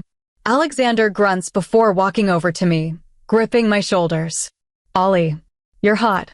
Show it off, was all he said before stalking back to his seat. I didn't want to look too classy or too tacky. I wanted to impress the alpha. I agree. Go for it, Britta agreed. Sighing, I picked up the outfit, heading into the shower. After showering, I quickly blow-dried my hair before changing into my outfit. It was a navy cocktail dress, sequenced around the chest. The entire back was made out of mesh, along with parts of the front. Walking out, I noticed only Britta was left in my room. She was all dressed and was applying her makeup. You look beautiful, I complimented her once she turned around to face me. She grinned, thanking me, before dragging me to sit in the chair in front of the mirror. Let's blow the alpha away, she exclaimed, starting my makeup. I got as comfortable as I possibly could because I knew that this would last a while. I'm not someone who is against makeup. I love makeup because it makes me comfortable, and if I'm comfortable, I'm happy. What I don't like is being confined in a chair for hours straight. Now that's what I call torture. Britta yanked at my hair one more time before moving back, squealing. Okay, look. I looked towards the mirror and can't help but appreciate the art on my face. Neither did it look like a coloring book, and neither did it look like I hadn't slept for a week. It was perfect. Thank you, I stood up, hugging Britta. She laughed, wrapping her arms back around me. You're welcome. Now go wear your shoes, we're already late. She shoved the heels in my direction, sitting down to wear her own. Standing up, Britta waited for me to finish before linking her arm with mine, walking us both to the party. As we descended from the stairs and headed towards the ballroom. The alpha always had a formal ball where he invited many alphas from nearby lands. As we approached the already open door, we were greeted by soft music and nothing else. Everyone was awkwardly standing in their places, looking towards the crowd, not making a sound. I think the alpha's already here, Britta whispered. I nodded my head, finally understanding the reason behind the silence. Why are you all so silent? You are all allowed to speak, Chandler's voice boomed across the hall. Quiet muttering could be heard before they converted into loud shouts. You look beautiful, Chandler says as we approach him. Thank you, Britta replied. Not you. You still look like a monkey, Chandler responds, making a face, making me laugh. Britta glared at him before rolling her eyes and walking away. You looking for the alpha? Chandler teased. I blushed, looking down. No, I mumbled. He laughed, pointing at the bar. There stood the alpha in all his glory. His suit hugged him in all the right places. His muscles bulged out, making it hard for me not to stare. You've got a little something there, Chandler spoke up, pointing to my chin. I instantly raised my hand to wipe the drool, only to realize he was kidding. I slapped his shoulder playfully in reply. The next hour, I spent with Alexander as he introduced me to some pack members he had made friends with, along with alphas from other packs. I was in the middle of a conversation with Alexander when I saw a familiar figure. Dad, I yelled, jumping into his arms. He just laughed. How are you? I asked, stepping back, grinning. He wrapped an arm around my shoulder. I'm good. How have you been? Everyone treating you okay? He asked worriedly. Everything's perfect, I smiled. That's when I spotted Alpha Burton. I wrapped my arm around my dad's, leading us to him. Alpha, I addressed respectfully. He turned around, smiling, softly wrapping an arm around me in a side hug. Aliana. It's so nice to finally see you again. I could say the same thing to you. Alexander came to stand at my side. Did you know? I asked him. He nodded, grinning a goofy smile. Why didn't you tell me? I jabbed his ribs. He just shrugged before sarcastically mouthing, didn't wanna.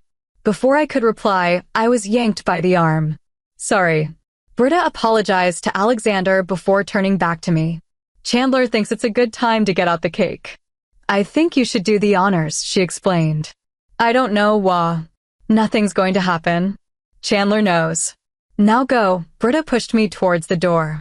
I nodded, walking out of the door entirely and to the kitchen. I opened the fridge, removed the cake, and placed it on the table. I adjusted my dress so that I wouldn't trip on it before lifting the cake once again. This will be the first time tonight that I'll be facing the alpha. Swallowing my nerves, I walked through the ballroom doors once again. The lights were now dimmed, and the spotlight was focusing on me. Even though the room was dark, I could still hear the one person who made my heart skip a beat. He stood there, his hands tucked in his pockets, staring at me. His eyes moved down before moving back up. As I approached a 10-foot radius, everything became more defined. He was beautiful. The alpha's beauty so entranced me that I didn't notice the foot in front of me. Within a second, I tripped over the foot, causing the cake to fly right out of my hands. I managed to keep my balance, but I couldn't ignore the gasps from around the room and the inhuman growl from in front of me. Hesitantly looking up, a shocked gasp left my mouth. The alpha's venomous gaze was fixed on me. He growled once more, making me jump back 2 steps. I didn't mean to. The alpha cut me off with another growl. He looked around at everyone, letting out a deadly growl, making everything and everyone shoot out of the room. He looked back at me, stepping forward. Alpha, let's talk. Alpha Burton. This is something Alpha Ashton will sort out. It is best if you leave along with your beta. Chandler cuts Alpha Burton off, pointing towards the door. Alpha Ashton looked murderous at this point. His eyes glowed red. Alpha Burton hesitated before grabbing my dad's arm, dragging him out of the room. Alpha Ashton took another step forward, ready to catch me before he could touch me, though another figure stood in front of me. I will not allow you to touch her, Alexander snarled. Alpha growled, looking towards Chandler. Chandler was instantly between Alpha and Alexander. Alexander, I think it's best you leave. I promise he won't hurt her. Chandler promised. Alexander looked unsure before blushing slightly, heading towards the door. Chandler followed after him, closing the door behind him. Too focused on the door, I was shocked when the alpha pushed me against the wall, pinning my hands above my head. His face was still covered with cake, but his bloodshot eyes could be seen from a mile away. "Happy birthday, Alpha," I muttered sheepishly. Chapter 13. The Alpha stood inches in front of me and stared. Just stared. Nothing else, yet I could feel my pulse beating in my ears, blocking out all other sounds except the breath that was raggedly moving in and out of my mouth at regular, gasping intervals. The Alpha constantly began to open and close his mouth. I knew he wanted to say something, but wasn't comfortable speaking. "I know I'm in trouble and I know I will be punished." "You don't have to speak if you don't want to." "You do not tell me what to do," he growled, moving closer. My eyes widened in realization. "I'm so sorry. I didn't mean to disrespect you." He thought that I felt he was too weak to speak. The Alpha growled once more, and I knew the people who were eavesdropping definitely heard it. He released me, running to the other side of the room. A bang resonated in the room. Taking a step back, I pressed my back against the wall, now truly afraid of his anger. "Alpha," I called out, trying to calm him down. I realized that I had further instigated him when he growled again. Within the next second, he was pressed against me again. His head was close to my neck as he took deep breaths. "Alpha," I whispered, pushing him back a little. He growled, pinning my arms back. In all honesty, I wouldn't mind this position if the Alpha wasn't covered in cake, which he was now rubbing all over my neck. "The cake, Alpha," I squirmed in his hold. He moved his head back a little, but didn't release me. A few seconds later, he released me, moving over to the tables, picking up some tissue papers. He wiped his face as best he could, but there were still some remains. I just stood there and waited for him to finish. If I left, it would just anger him more, and my punishment would be more severe. Once he's finished, he moved back towards me and wrapped his arm around my waist. "Mate. Mine. Only mine." He looked down at me. His words were barely audible, but I caught them. He pulled my head, resting it peacefully on his chest. At this moment, things could not be more peaceful. I stayed in that position for a good minute, listening to the Alpha's heart whisper into my ear. "I'm not 18 yet." "I'm still not of age to," the Alpha growled, stopping me from finishing. I wasn't offended by his growls, nor would I ever be. I understood that this was his way of communicating with another person. This is him, and I'm not planning on changing him. If he decides to open up and finally talk, that's all going to be him. He has his own life, his own secrets, and I'm not going to poke my nose into it forcefully. "You should punish me." "No, I'm not crazy." I knew if the Alpha didn't punish me, his image would change in front of the whole pack. As a mate, I should do all I can to help my mate's respect stay secure. He moved back, looking at me, his face full of confusion. "It's not fair if you treat me differently. If a regular pack member made this mistake, they would get punished."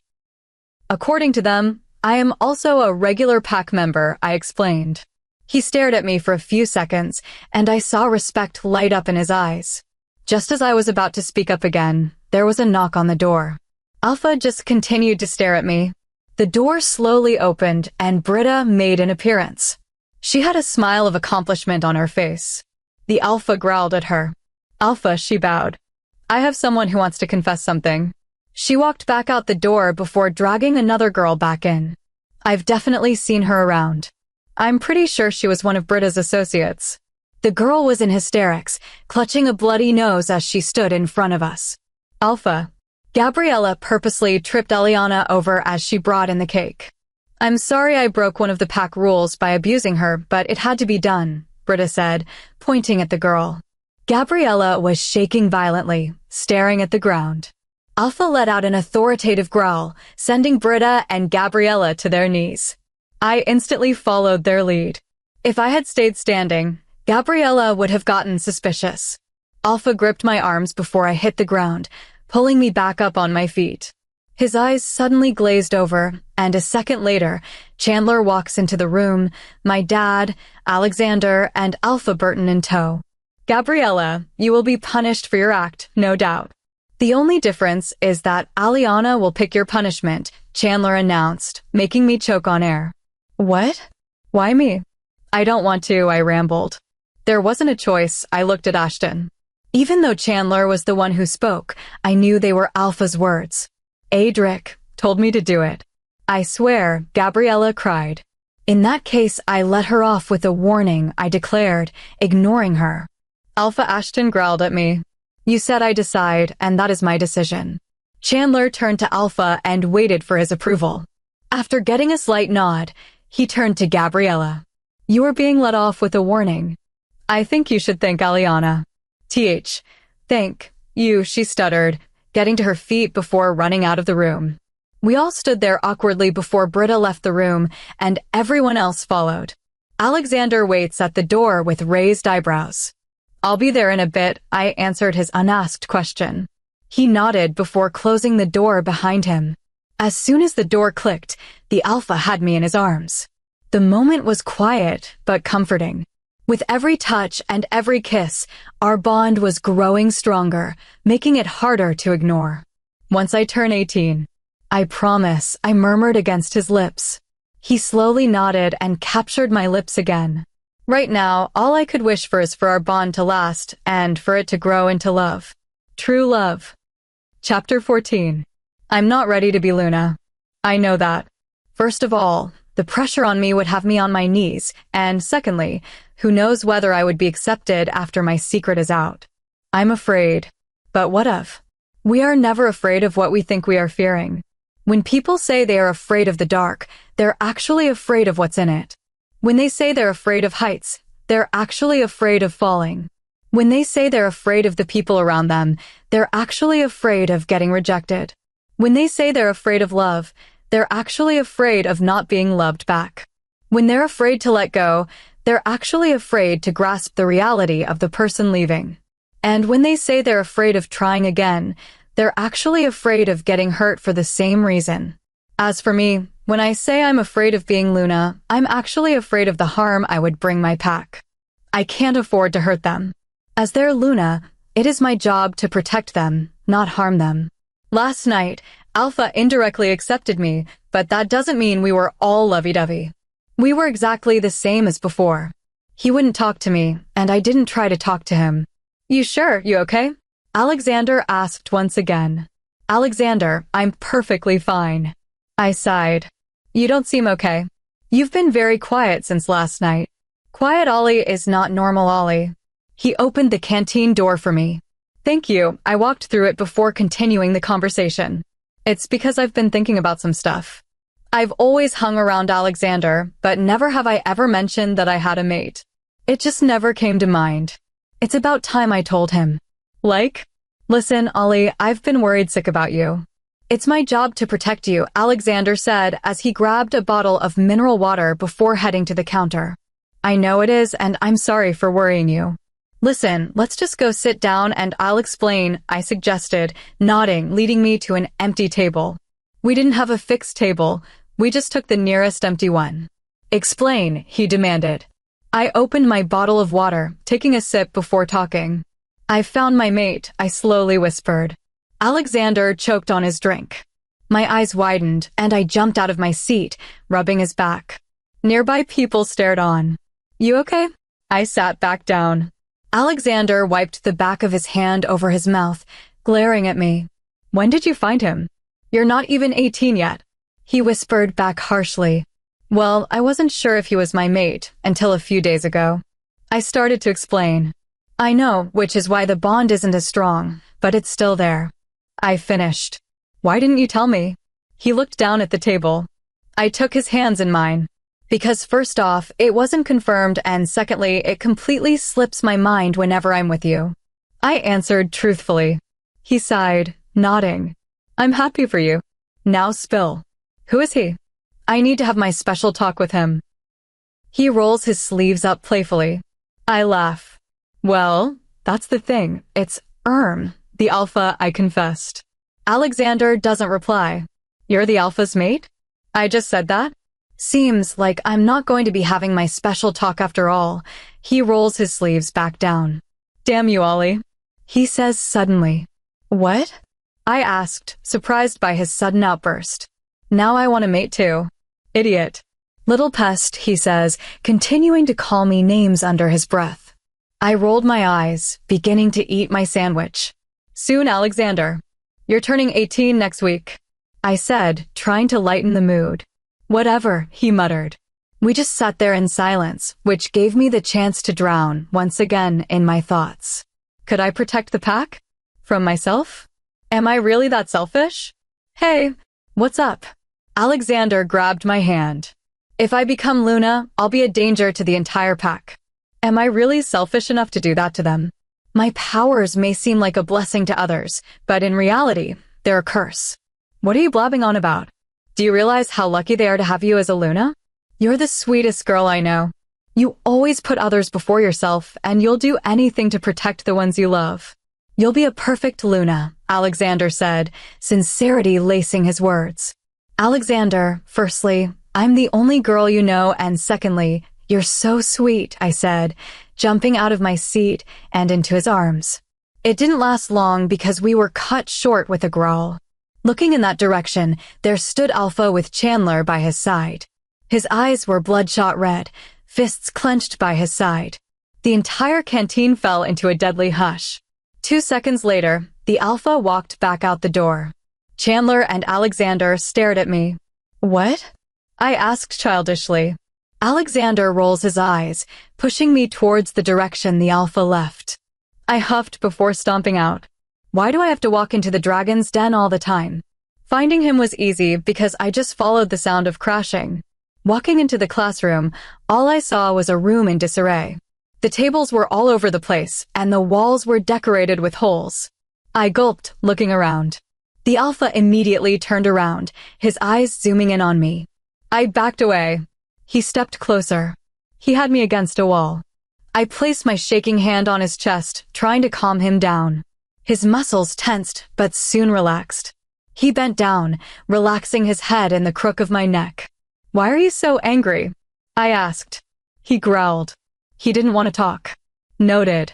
I nodded dumbly, standing there awkwardly waiting for him to release me. A few minutes later, he did so. Is something wrong? I asked, trying again. He just stared at me. When I said I wasn't going to push him to talk, it excludes the part when he's mad and taking it out on me. Fine. You want to act like a child. I'll treat you like a child. I crossed my arms. Are you mad at me? He growled. We're getting somewhere. Reason? He growled again. Or maybe not. He leant forward, sniffing me again. Why does he keep sniffing me? I smell like myself, and probably Alexander since I smiled sheepishly.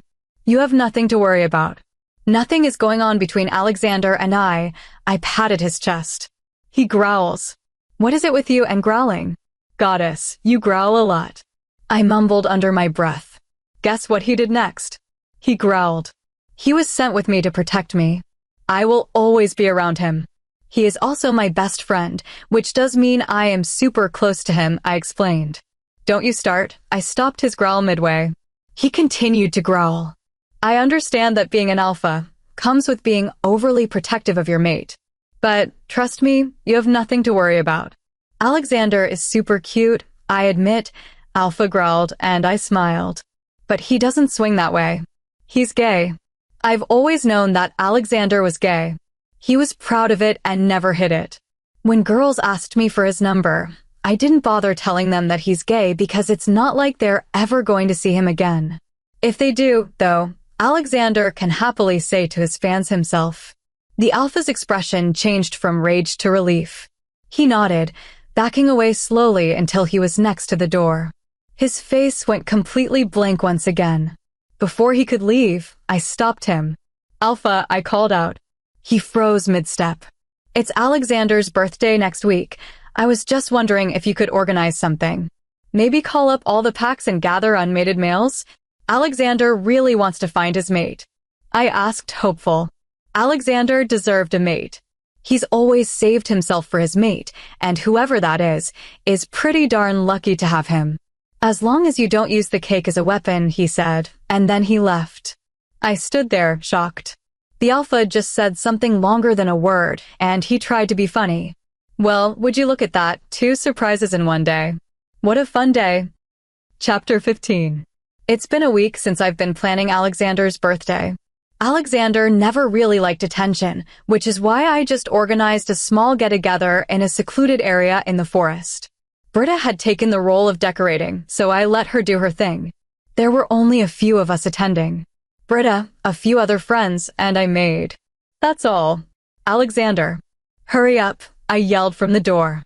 Don't shout at me. It's my birthday. He yelled back. I had told Alexander to get ready so that I could take him out for dinner as a birthday treat. Little did he know, though. Alexander walked out of his room, all dressed, and began to follow me down the stairs. Why are we going into the forest? Alexander asked, confused, from behind me as I continued on my trek. No questions, please. I waved my hand at him. He sighed, continuing to follow me. After a 5-minute walk, we finally entered the designated area. The tree was all decorated with fairy lights, and a huge round table was placed in the middle, holding the cake and plenty of snacks, with the same number of tree stump stools scattered around the area. Britta did a great job. As soon as Alexander arrived, a dozen heads popped out from behind the trees, yelling in surprise, along with me. Holy cow, Alexander exclaimed, startled by the sudden noise. He placed a hand over his heart, trying to slow it down by taking deep breaths. Looking around, all I could see were smiles. Alexander was huddled in a group with a couple of his friends, while Britta was handing out some drinks. Never had I imagined that I would ever feel so peaceful in the Blood Moon Pack. Never had I imagined that I would be so comfortable. It's true. Life begins when you are at the end of your comfort zone. You coming? Alexander asked, looking back at me. I smiled. Best birthday ever, Alexander exclaimed as we walked back to the pack house. Obviously. Who planned it? Britta teased, bumping shoulders with mine. You know, a growl from the trees interrupted us. We all froze in our tracks, slowly turning around and immediately taking up a defensive position. Alexander was instantly in front of Britta and me, ready to shift. There was rustling in the distance and then nothing. Absolute silence.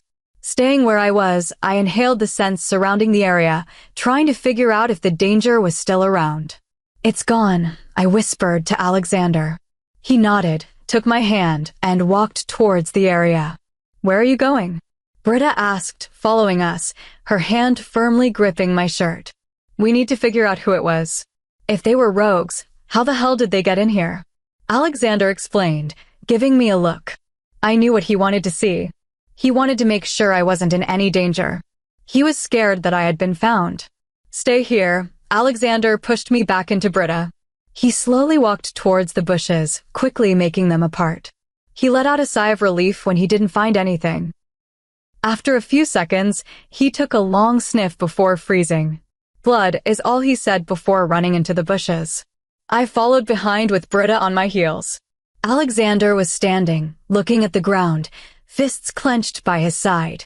Walking to stand beside him, I looked towards the ground. A message was written in blood. We found you. You can run, but you can't hide. Underneath the message, a puddle of water sat. Next to the water was a pile of mud. After that, a burning leaf appeared, and finally, a diamond was drawn in the mud, which was the common Native American symbol for wind. They found me. Chapter 16. Will someone just please explain to me what's going on? Explain what? What those signs meant. What did that entire message mean? Britta yelled in frustration at the lack of answers. We're going to have to explain it to the Alpha, so why don't you wait until then? Alexander said, shutting her up. He turned towards me, raising his eyebrows. You gonna tell them? I shook my head. Alexander sighed, looking ahead. 5 minutes later, we got to the pack house and headed straight to the Alpha's office. Alexander knocked on the door, waiting for 2 seconds before entering. There were around 6 men in the room, sitting around a table, excluding the Alpha and Chandler. You can't just barge in here. Chandler spoke up. It's important, was all Alexander said. The Alpha growled fiercely at his disrespect. Alpha, please, it's important, I spoke up. His eyes snapped towards me. We got a message. It's important that you know. Britta explained. Within seconds, the room cleared, and only the 5 of us remained. Explain, Chandler said as the Alpha sat behind his desk. Alexander and Britta instantly turned their heads towards me. I rolled my eyes before speaking up. We were out celebrating Alexander's birthday. On our way back, we sensed danger. When we checked, there was nothing there. Only a message written in blood. Whose? We're not sure. What did it say? Chandler asked, sitting on the couch. We found you. You can run, but you can't hide, Alexander answered. Chandler looked down, eyebrows furrowed. Anything else? There were some signs, Britta spoke up. I looked at Alexander, who just blinked reassuringly. The only reason we were telling the Alpha is that this message could be a threat to the whole pack. I wasn't going to risk hurting the pack for my own selfish reasons. What kind of signs? He asked, looking at her. There was a pile of mud, a puddle of water, a burning leaf and a diamond carved into the soil. She answered. A diamond. Chandler's eyes glazed over before he spoke again. Draw it for us. Britta stepped forward, grabbing a pen from the desk before sketching down the diamond shape. We all stood in silence while the Alpha observed it. Chandler's eyes glazed over. It's the sign for wind. I stood in deep thought for a while. Fire, water, wind, and earth. The last one's earth. It's the 4 elements. I gripped Alexander's hand. Have you got an elementals in your pack? Alexander asked coolly. Not that I know of. He turned towards Alpha, who was staring, more like glaring, at my hand. I instantly released Alexander's hand. His eyes locked with mine before moving to Chandler's. He shook his head. Doesn't matter. We'll figure it out, Chandler said. You guys go get some sleep. It's getting late. Don't worry about any of this. It'll get sorted by tomorrow. With that said, we all left. You'll be fine, Alexander assured. I hope so, I sighed, walking into my classroom, waving goodbye to Alexander. I've been ever so paranoid since yesterday.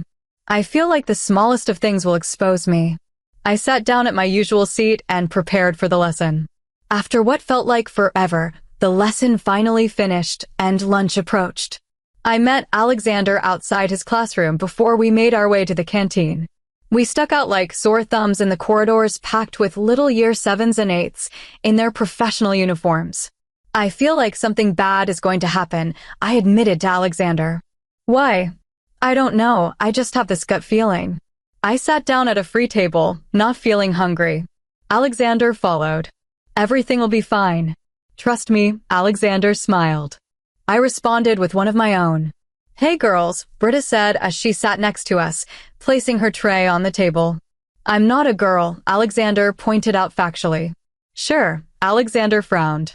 Smiling in amusement, I was about to make a remark but was cut short when a body crashed into the window near us.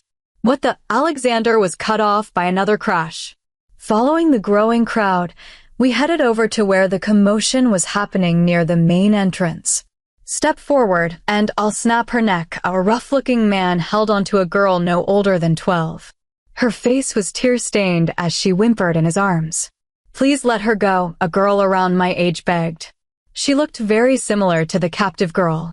She's probably her sister, my wolf said. Who are they? I whispered to Alexander. They smelled bad. Really bad. Rogues, he whispered back. I could have guessed, but I wasn't sure, since I've never encountered a rogue before. Why can I hear whispering? A rogue barked. There were around 8 of them huddled together. Because you have ears, I answered back. All 8 heads snapped towards me, along with the heads of the students. What did you say? He yelled, snarling at me. Let me handle this. I can use my powers, I mind-linked Alexander. He growled, but let me be. The thing I would never do is misuse my powers, but if I needed to use my powers to save a life, I wouldn't think twice before doing so. Memory control is also one of my powers. This is the one power I use very rarely.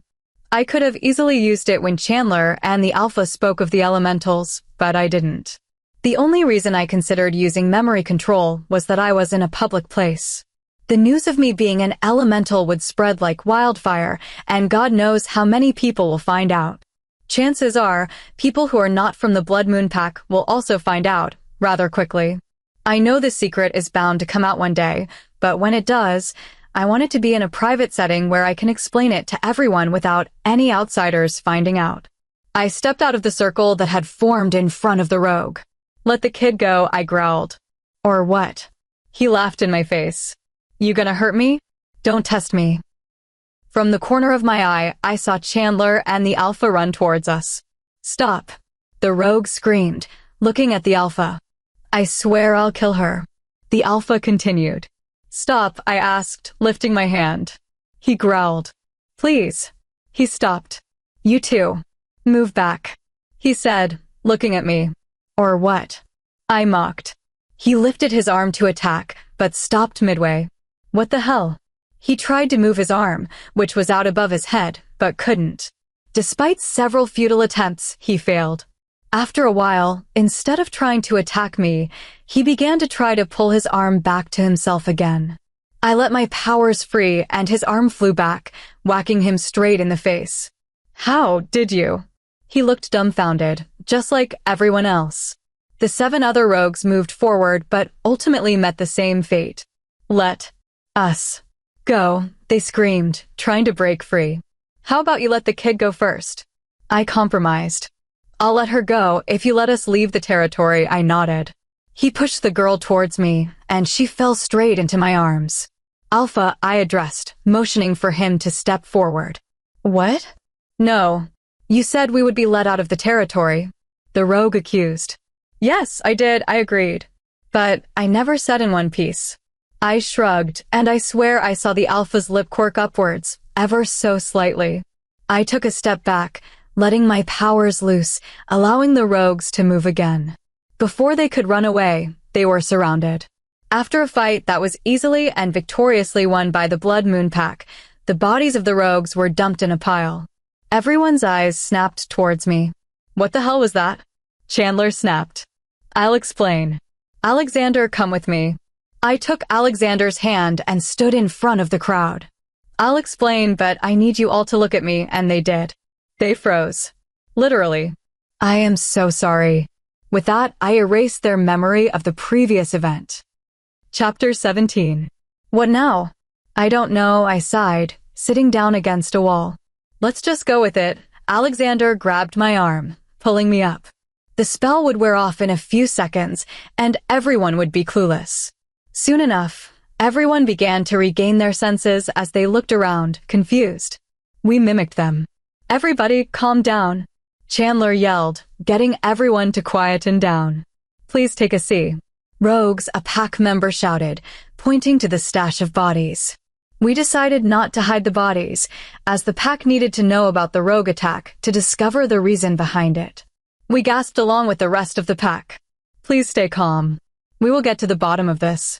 Alpha walked to the bodies, then knelt next to them, as if analyzing them. Chandler's eyes glazed over. They were sent. Now I was seriously interested. By who? I asked before I could stop myself. All eyes were on me. We don't know yet, but their wrists are branded. They were bought. Chandler answered after a minute of mind linking. Does anyone remember what happened? He asked, addressing everyone. Everyone shook their heads. Alexander and I included. School's over. Everyone head back to the pack house. Everyone left. Alexander and I looked at each other, sighing in relief, before following the crowd. I tugged on Alexander's sleeve, pulling him in the direction of the woods. I need to shift, I explained. Me too. I haven't shifted since we arrived here, he nodded, taking us to the center. I ran behind the tree, stripping before placing the clothes inside my bag. I left my bag hidden behind the tree. Within seconds, my human body shifted into a night gray wolf. I trotted out in search of Alexander and saw his brown wolf near the stream, taking a sip. Race you. I ran off into the woods, Alexander close on my heels. You'll never beat me, Alexander's voice shouted in my head as he fell into step with me. No, not this time. I pushed myself forward just before I got to the winning space, and someone tackled me down. And it wasn't Alexander. A giant midnight black wolf stood on top of me, snarling at Alexander. Alexander growled back, but didn't take a step forward. He knew exactly who it was, and so did I. Alpha. He growled again, and we all knew what it meant. I looked at Alexander and nodded my wolf's head. He looked unsure, but left. Alpha got off me, pushing a bag in my direction. More specifically, my bag.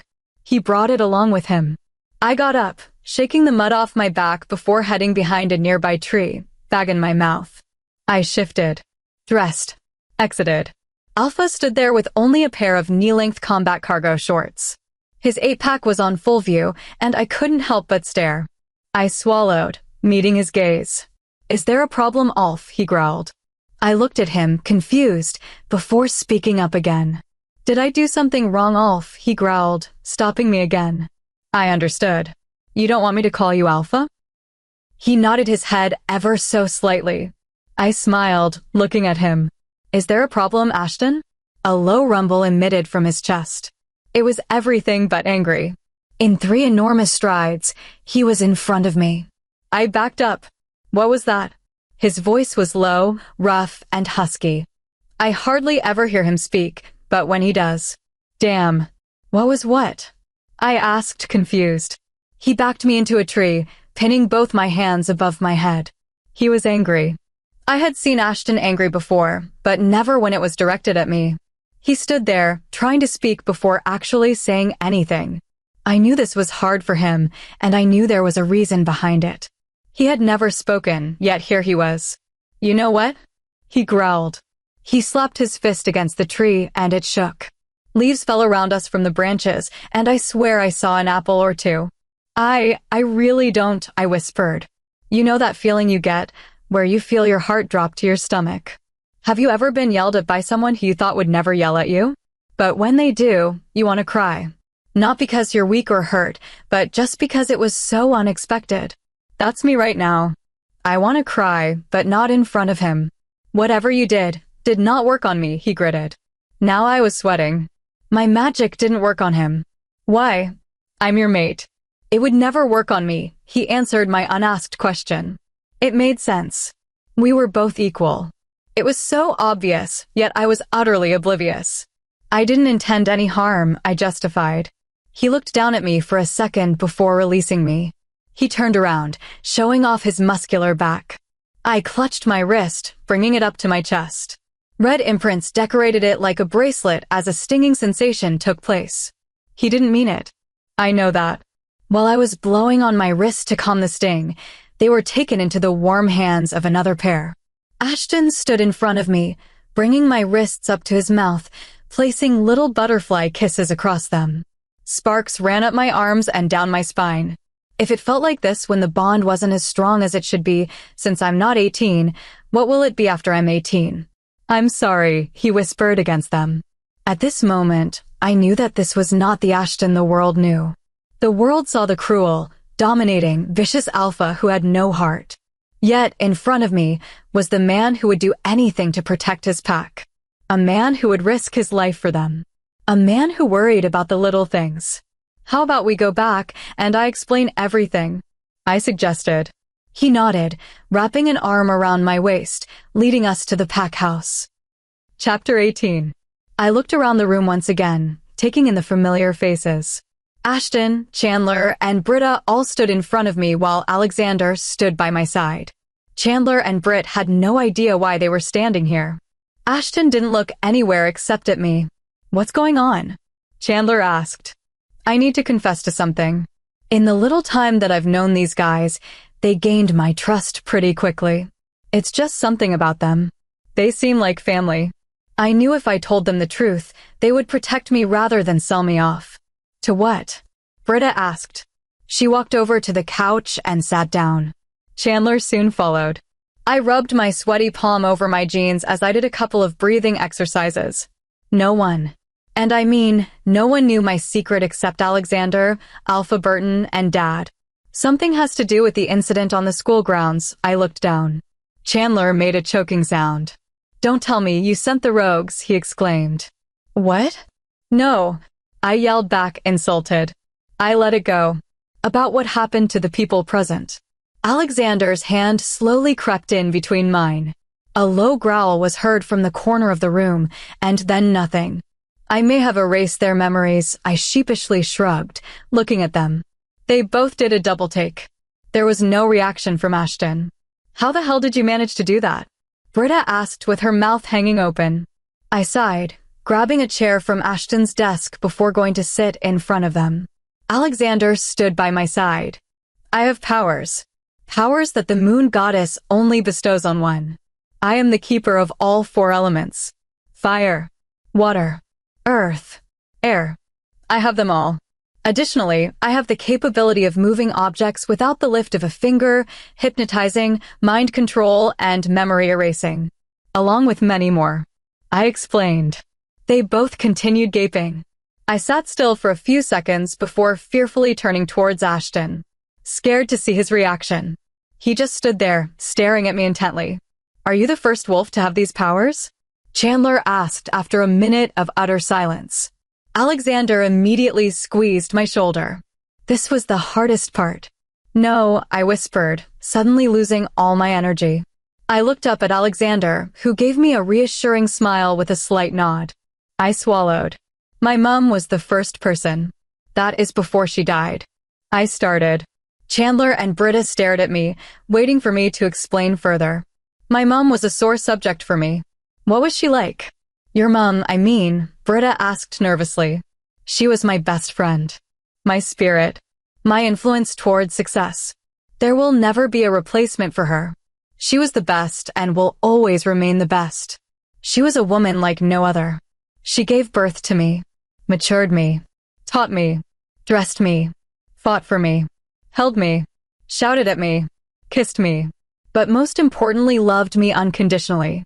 I choked out. My throat clogged up, and I found it hard to breathe. Keyword was ... I smiled sadly. No matter what I do to move on from the pain, deep down inside, I will always know that I'll never get to hug my mum again. I didn't do anything when a traitorous tear escaped. If I ever had the chance to see her one last time, I would just hug her as tightly as I could. Rest my head on her shoulders and cry. Cry till my tears ran dry. My tears started to escape at a faster pace. Every time I start missing her, I regret not being together. I try to pacify myself by thinking that the worst is already over. But no matter what I do, loneliness casts gloom and darkness like a raging cloud. It sucks my life's happiness. Just hug me and feel how, at this moment, my heart is barely limping. All I need is her. My mum. 2 people can never have these powers. They are always passed on. If the moon goddess sees you as capable enough, they are given to you. My mum passed them on to me. A few years later she was killed. By a rogue. I hiccuped as I tried to get my breathing back to normal. Alexander kneeled down next to me, rubbing my back soothingly. Nothing was helping. The only time I found relief was when I was pulled out of Alexander's hold by Ashton. He pulled me into his chest, resting his head in my neck. One of his hands gripped my waist while the other was tangled in my hair. She's near you even if you don't see her. She is with you, even though she's far away. She's in your heart, your thoughts, your life. Always. Just remember that, Chandler said reassuringly from behind me. I clutched onto Ashton harder. Once I got my breathing under control, I started to make my way back towards the chair, but Ashton pulled me back. He turned me around so my back was up against his chest, while his arms were wrapped around my waist. I draped my arms over his, leaning back into him. Are you under threat? Chandler asked, sitting back down. I nodded. Why? It's not like they can steal your powers, he grumbled. But they can, Alexander interjected. His head shot up. What? How? They kill me and inject my blood into themselves, I answered. Ashton growled loudly, pulling me even closer to him. I rubbed his arms, trying to calm him down. That's insane. Who in the right mind would do that? Britta said, disgust written all over her face. I really don't want to find out, I muttered. Is that why you erased everyone's memories? So they wouldn't tell anyone? Chandler asked. I nodded in reply, suddenly beginning to feel rather tired. I guess it's because of the crying. I let out a yawn, getting comfy in Ashton's arm. The next thing I knew, I was lifted into the same pair of arms. What are you doing? I asked, but was too tired actually to move. He didn't say anything, just kissed my forehead. He walked out of the office and straight to my room. He lay me on the bed, covering me with the covers. Thank you, I whispered, getting comfy. Then all I saw was darkness. Chapter 19. Ashton's POV. The secret of making things work in your lives is, first of all, the deep desire to make it work, then the faith and the belief that it can work, then to hold the definite vision in your consciousness and see it working out step by step, without one doubt or disbelief. I'm not even on step 1. The mating bond is something I cannot deny, something I cannot avoid. I had tried but failed miserably. My deep desire to make our bond work is nowhere to be seen. All I can think about is how something will happen, which will turn the bond into shreds. But I cannot avoid her. If you asked me what I liked about Aliana, I wouldn't have an exact answer, because, to be honest, there isn't a real reason behind why I do. There's just something about her. Her personality, the way she smiles, or her humor. Something about her catches my attention and draws me to her. Something other than the bond. I wasn't looking for a mate. I didn't want one. I didn't deserve one. No one should be stuck with me. No one deserves such a harsh punishment. Especially Aliana. She's beautiful inside and out. But sometimes I can't help it. Sometimes the desire is too overwhelming. Every time I would tell myself that I didn't want the bond, but the first image that would run through my mind was another man's hands on her. She was mine. Only mine. Chandler's POV. The office door opened, and Ashton walked in, being his usual moody self. He walked across the desk and sat behind it, taking out some papers and beginning to work. Is she asleep? I asked, getting off the couch, walking to stand by him. He nodded. Everyone leave, I sighed and waited until they did. What are we going to do?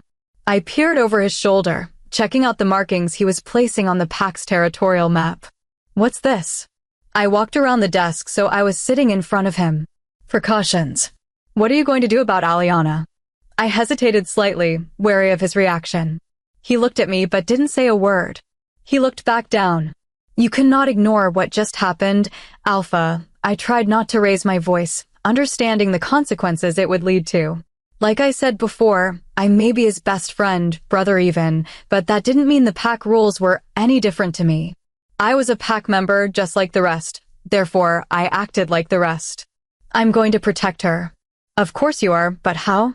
I replied, crossing my arms over my chest. By finding out how the mutts entered my land, he growled. I knew he was starting to get angry. He had a very short fuse. We're already working on that. They should have answers soon, I said, hoping my answer would calm him down. Before he could say anything else, there was a knock on the door. Come in, I called out. A guard entered. We know how the rogues got in. He shuffled on his feet, making sure not to make eye contact with the Alpha. I nodded at him to continue. Wolfsbane, he said. That's impossible. There is no way they can release Wolfsbane near the pack grounds.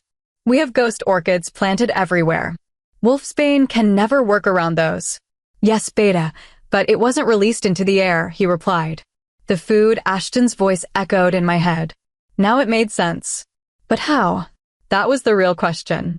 How on earth did they manage to poison the food? My guess is during the restocking, the guard spoke up. I nodded, taking some time to think. This was a planned attack. Like I said before, they were branded, meaning someone sent them to specifically do a job. What the job was, I have no idea, I sighed, running a hand through my hair.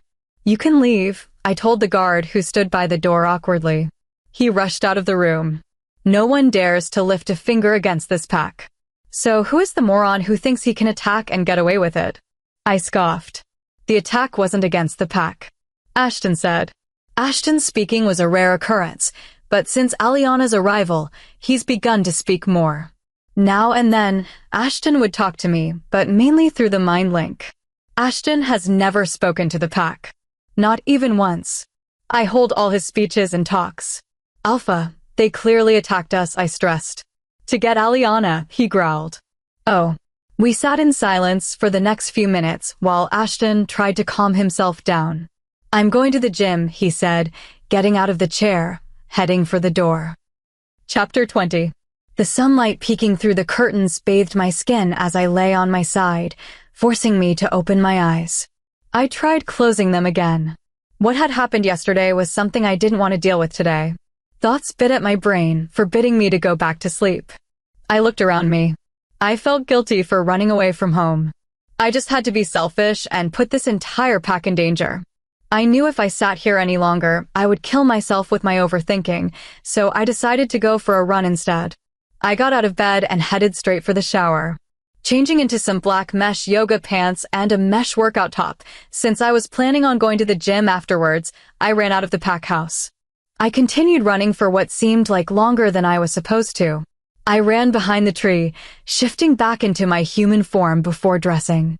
The run in the woods was the first real exercise I had gotten in the last few days, and it felt good. I pushed into a sprint, feeling the warm pull on my quads, and smiled. A distinct old dead tree came up on the path, which meant that I should be able to see the pack house around the next bend. I rounded the bend and headed straight for the entrance, but came to an abrupt halt. My breathing hitched in my throat, making my already screaming lungs just about burst. Everything was destroyed. As in, tables were upturned, cushions were torn, chairs were tipped over, books were ripped apart, and glass shards littered the floor. The smell of splintered wood dominated the room, making me want to puke.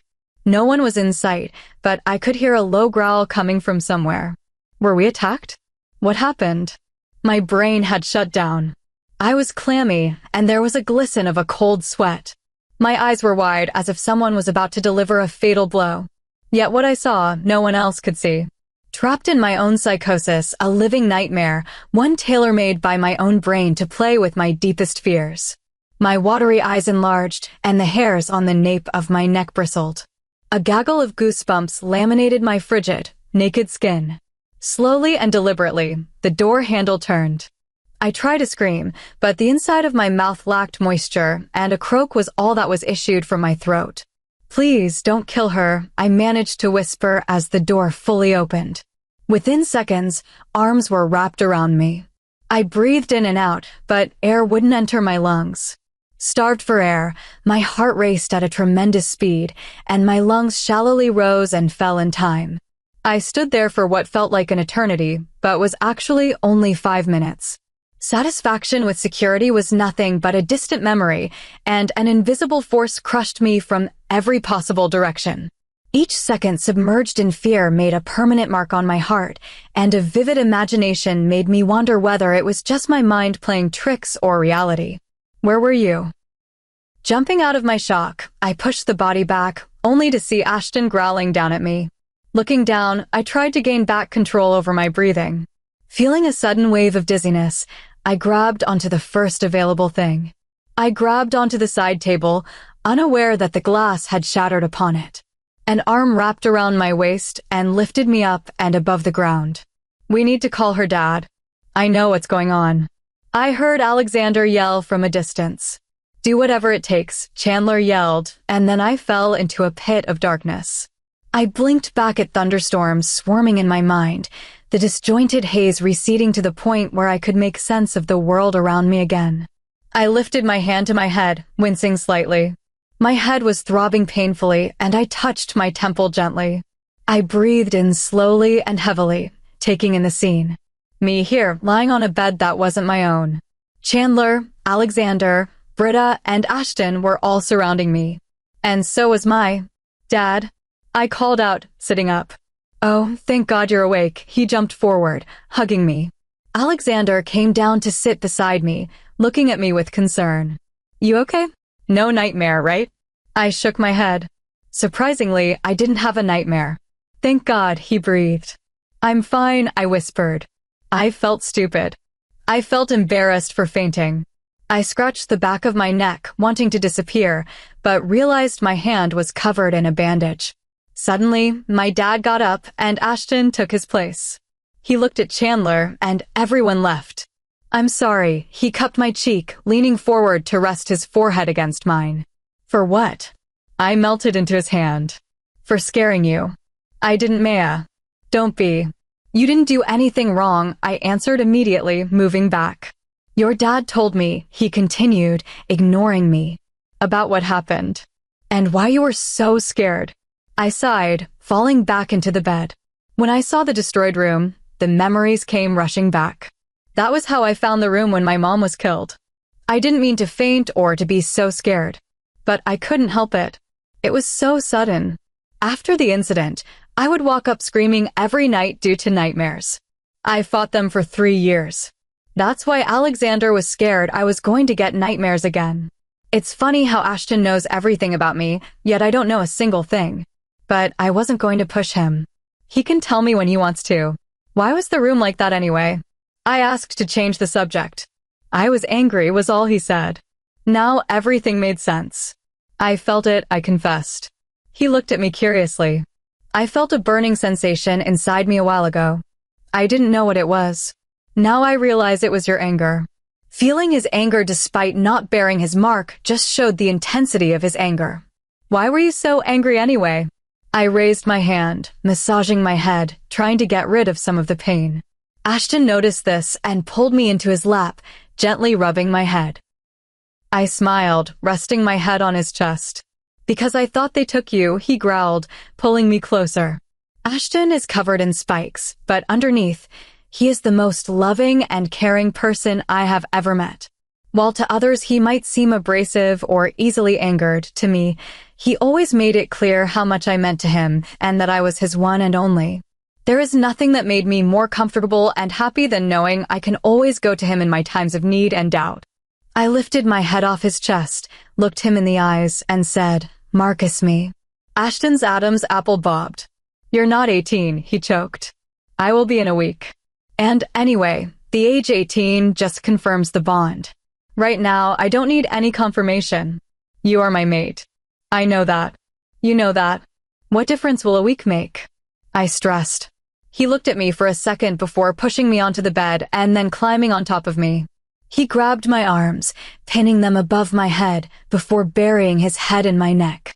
He lifted his head back up, claiming my lips in a desperate kiss. Hunger dominated the kiss as he moved on to my neck. He kissed every inch of my neck before he finally found my sweet spot. Before I could make a sound, his teeth sank into my skin, and I couldn't help but moan. Ashton licked the bitten skin once more before capturing my lips again. I was finally marked. Mine. Chapter 21. Waking up wrapped in Ashton's arms the next morning was all I could ever ask for. I've always dreamed of having a mate who would love me for me. Someone who accepted me and someone who would have been proud to have me by his side. Ashton had exceeded all my expectations. Lifting my head off Ashton's chest, I squirmed out of his hold and off the bed, heading straight for the bathroom. Once I got there, I ran straight for the mirror.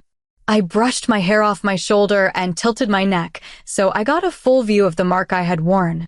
It was simply beautiful. It was a mixture of a wolf and a raven. The wolf symbolizes our kind, and the raven symbolizes our pack. Smiling, I stripped out of my clothes and jumped into the shower. 20 minutes later, I wrapped a towel around myself and walked back into the room. Completely forgetting that it's not my room, I walked into the closet before realizing I had no clothes in here. Embarrassed at my stupidity, I walked back out and saw Ashton leaning against the headboard, staring right at me, a smirk playing on his lips. "Shut up," I muttered, holding the towel tighter around my body. "Excuse me." He got out of bed and began to walk towards me. I backed away, holding out my arm. "How about you get me my clothes, and we can talk this out?" I suggested, continuing my walk until my back hit the wall. Ashton was now standing a few inches in front of me. He rested one hand on the wall next to my head and wrapped the second one around my waist.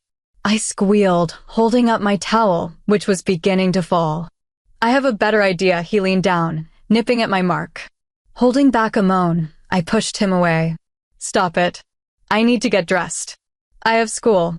He looked at me with a small hint of a smile on his lips. Before I could say anything else, he leaned down once again, capturing my lips with his own. I bit back a moan as the hand he had resting against the wall wrapped itself around the back of my neck. Once he licked my lips, I knew it was time to stop. "You need to get dressed and let me do the same," I panted. Me being in only a towel wasn't helping, but Ashton being in only his boxers wasn't either. He ignored me, continuing to place butterfly kisses on my neck.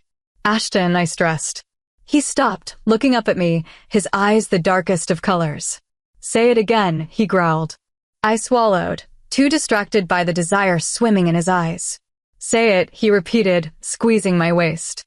Ash, before I could finish what I started, the knock on the door interrupted me. Ashton growled loud enough for the person to hear. It's Alexander. I was just wondering whether Ollie was there. She isn't in her room. We're getting late, Alexander spoke from the other side of the door.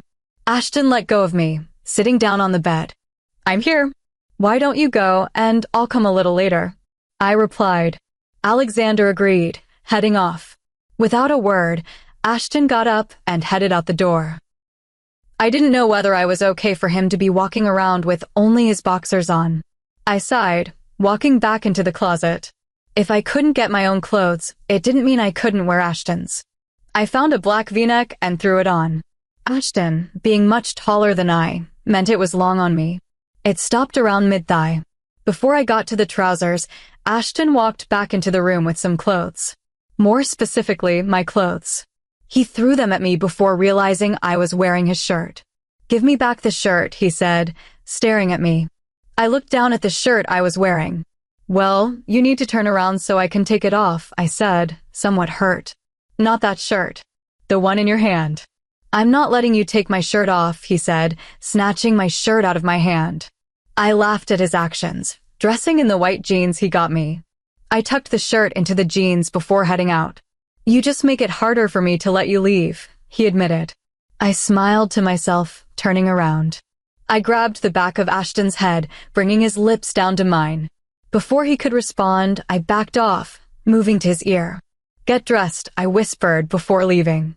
I ran to my room, grabbed a jacket and my bag, and ran to school. So, what were you doing in Ashton's room? Alexander asked as we walked on the school grounds during lunch. You know, just chilling. He laughed at my excuse. Stop bullshitting. I know you're lying, Alexander said, stopping me. I grabbed his hand and took him to a less crowded area. What? I removed my hair from my shoulder, showing him my mark. His eyes grew wide. Oh, you sly little, he started, but ended up laughing. Congrats, he exclaimed. Before I could reply, a crashing stopped me. Oh, not again, I whined. Turning around, I saw a crowd gathering and made my way over. In front of the student body stood a dozen wolves. Right at the front stood a man in his mid-40s. Behind him stood the wolves, their mouths dripping with foam. They were drugged. Everyone began backing away, afraid they had a contagious disease. Most of the people present weren't trained enough to fight, if need be. I walked forward. I knew they weren't contagious. I could have easily handled them. Alexander and Britta were right behind me. Just the girl I was looking for, he taunted. What do you want? I asked, looking him directly in the eye. He began to laugh. You know exactly what I want. I want you, he motioned for his wolves to step forward. They all shifted, yes. They were but naked and began to walk towards me. Before they could actually touch me, a body stood in front of me, his arms held out, blocking me. Over my dead bodies, he explained. I shifted my body so I could see the protector's face and saw Adric. A few seconds later, another body stood by his side, holding his hand. It was Gabriella. Alexander and Britta joined. As if this were a whole chain reaction, the entire student body stepped forward, linking hands to create a circle around me. You're not taking our Luna anywhere, a boy shouted. The rest yelled in agreement.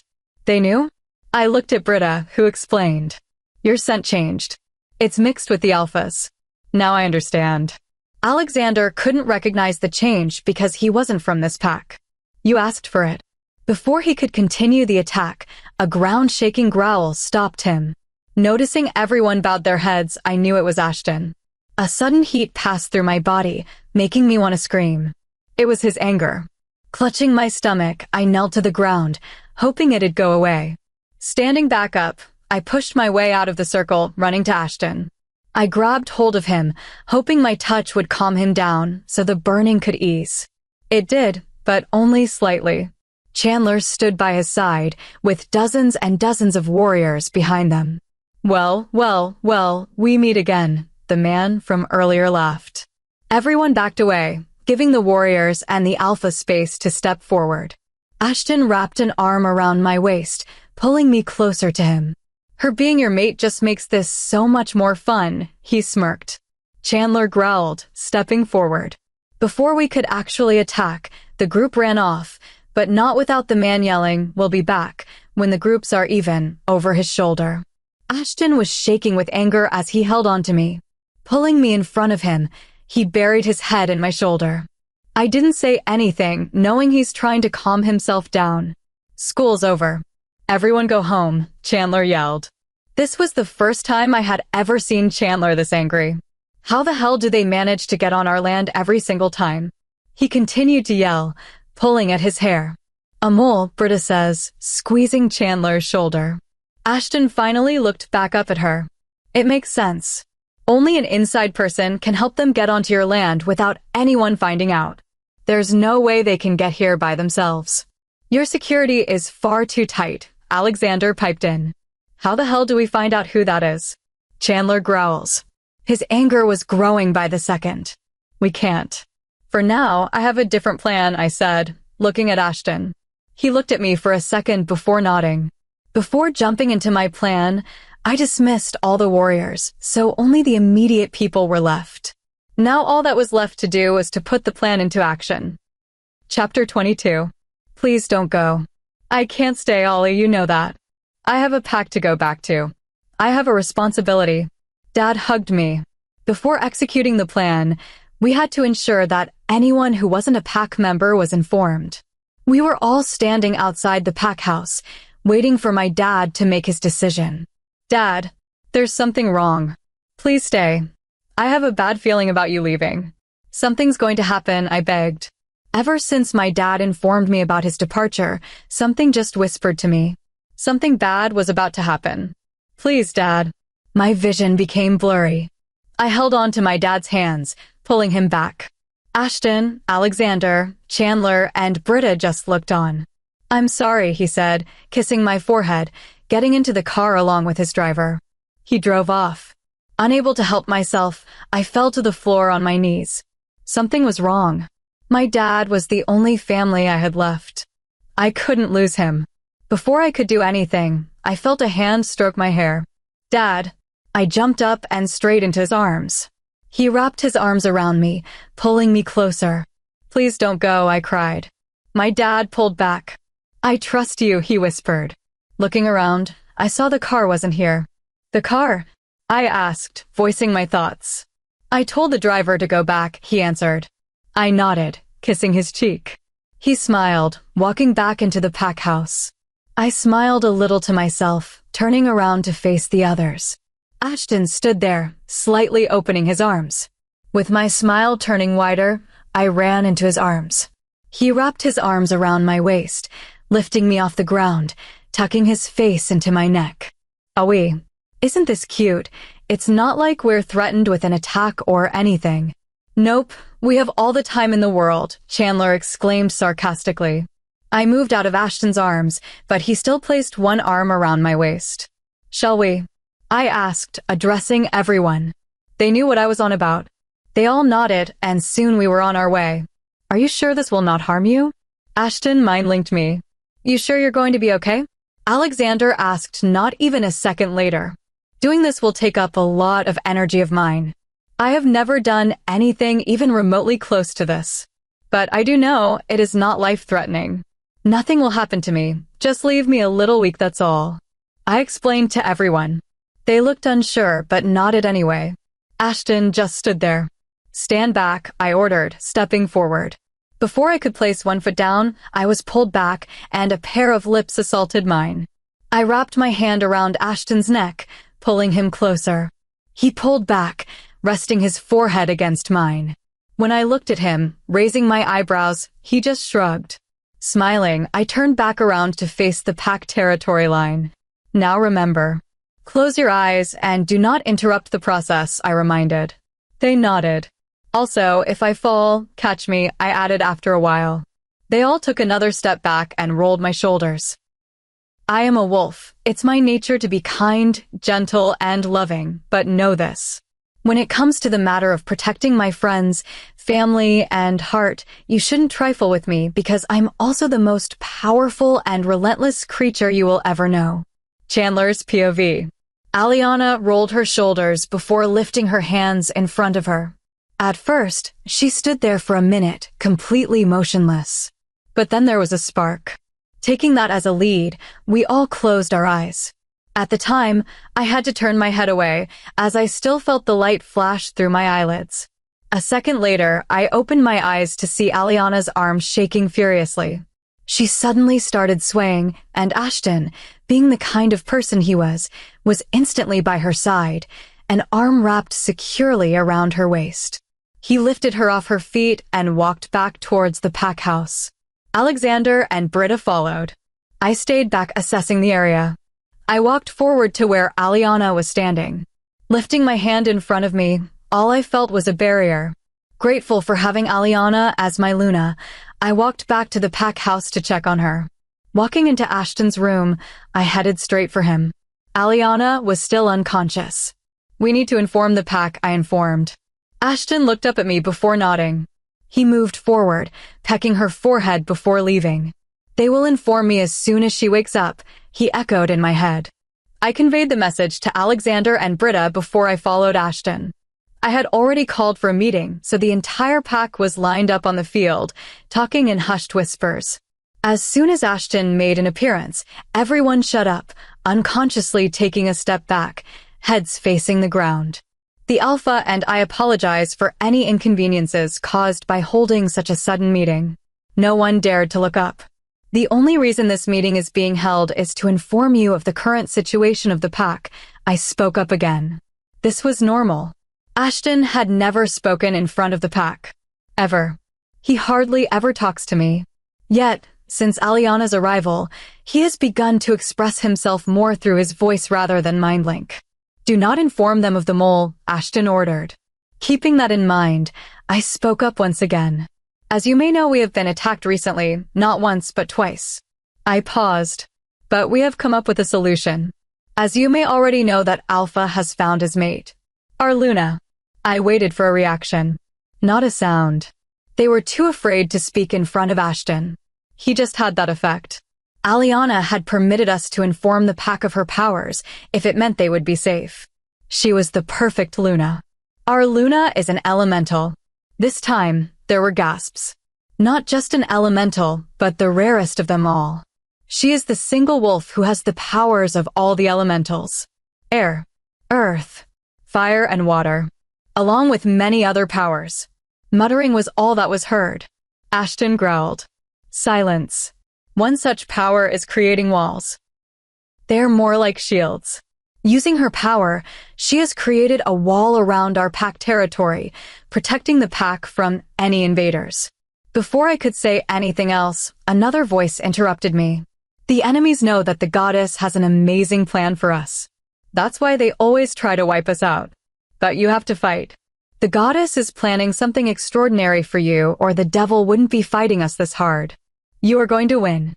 Ashton's voice boomed. Along with everyone else, I was also silenced in shock. Everyone collected their jaws that had hit the ground before blinking back into reality. Ashton looked around, stepping back again, letting me speak once again. Before I could say anything, though, a small girl started clapping. Soon, everyone began clapping, and cheers erupted on the ground. "Alpha! Alpha! Alpha!" They all chanted simultaneously. I smiled, looked back at Ashton, who just showed off his usual poker face. Rolling my eyes, I turned back around, raising a hand to silence everyone. "As for now, I need you all to be on alert. If you notice anything unusual, please do not hesitate to inform us. You are dismissed." Everyone ran off to do their own separate things, which left Ashton and me alone. Before anything else could happen, we were interrupted by Britta. "She's awake." Ashton immediately ran off, with me following in tow. Chapter 23. Who is the guy? I asked after an hour of waking up. Everyone had gotten me something to eat, but I was still very weak. I would be like this until the wall was taken down.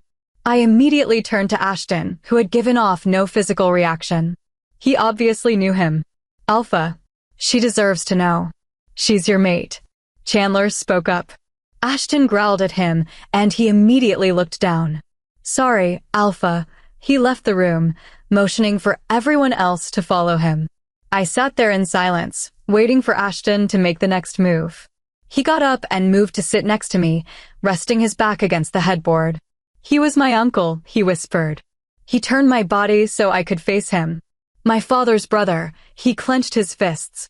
Noticing the building rage, I rested my hand on top of his and squeezed it. He used to be the beta of the Raven pack. That was when my father was the alpha and my mother was the Luna. He swallowed hard. He had barely spoken a full sentence before, and here he was telling me his life story. My respect for him has grown so much. That was until he betrayed us all. He had always wanted to become the alpha, but since my father was older, he became it instead. That didn't sit well with him.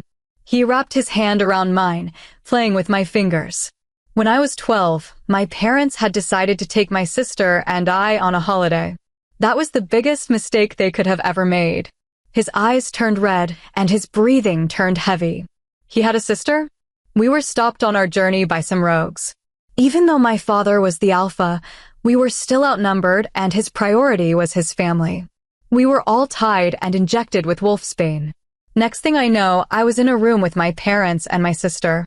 We were all held against the wall with silver chains. That's when that bastard showed up.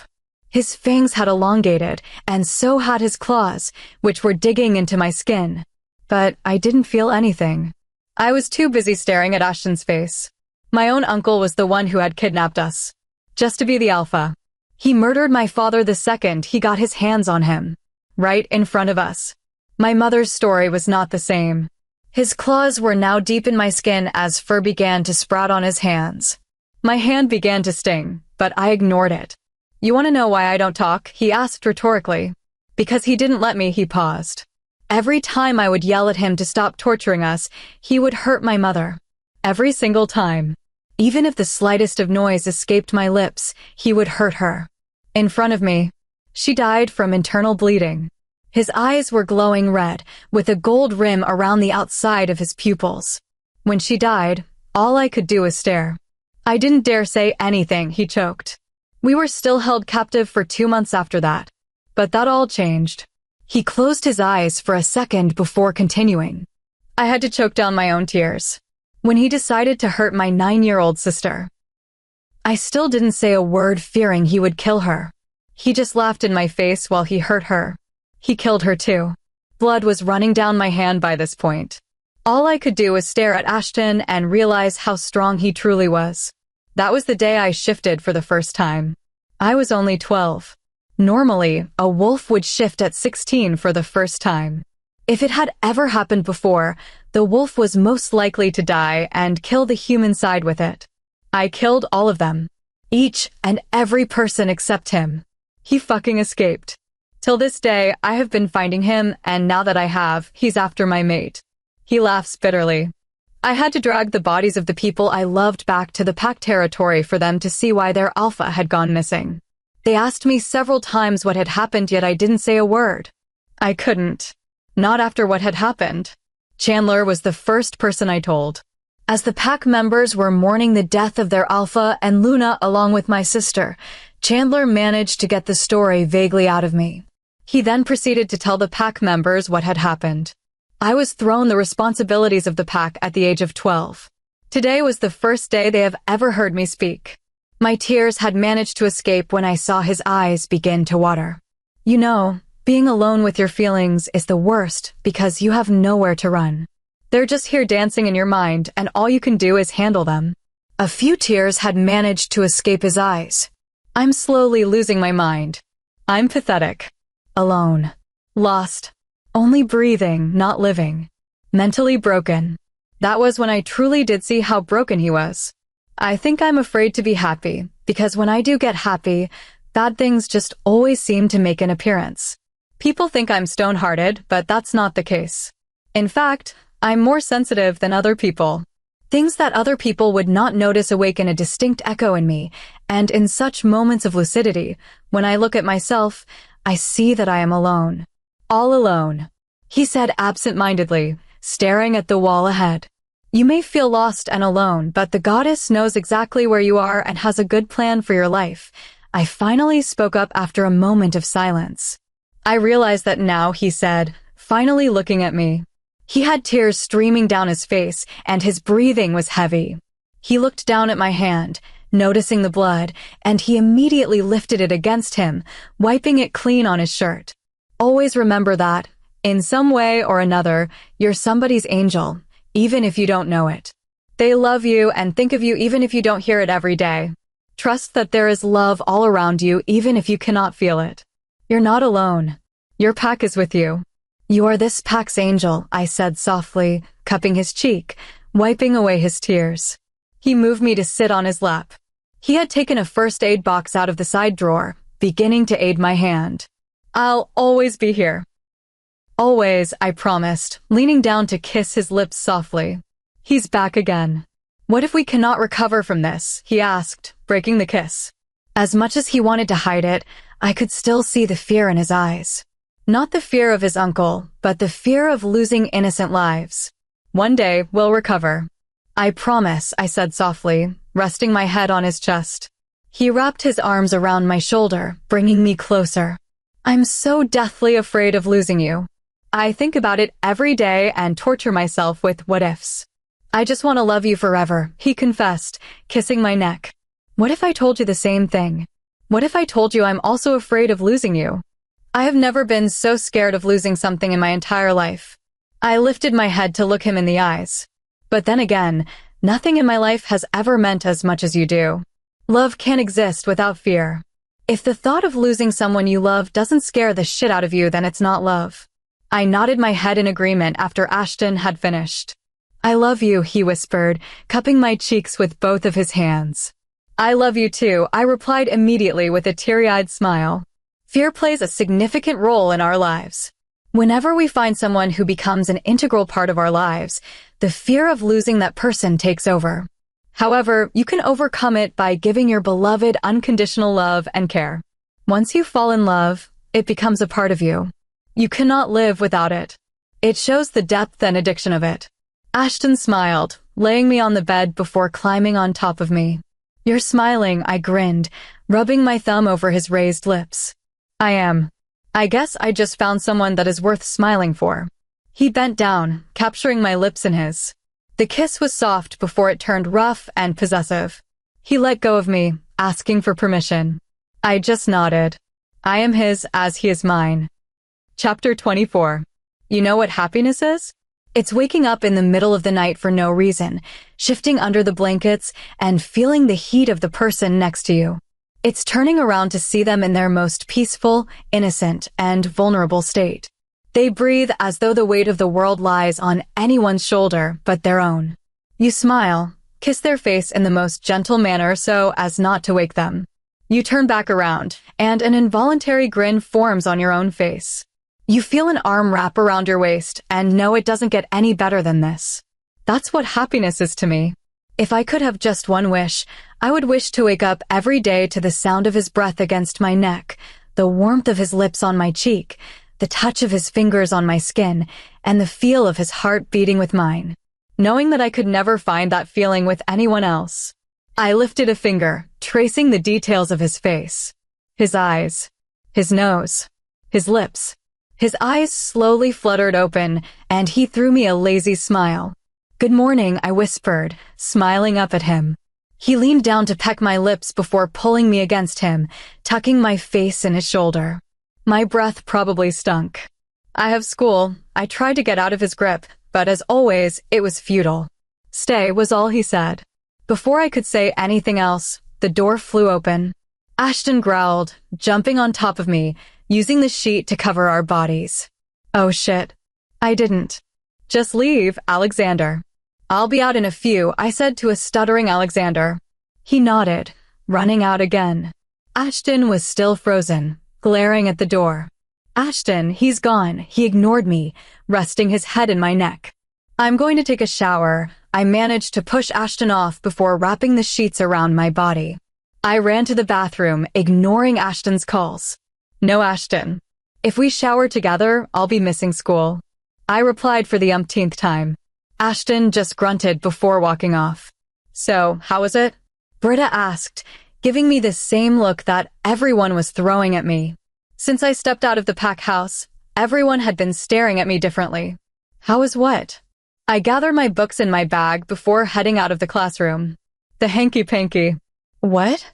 I choked. How the hell do you know? My scent had already changed.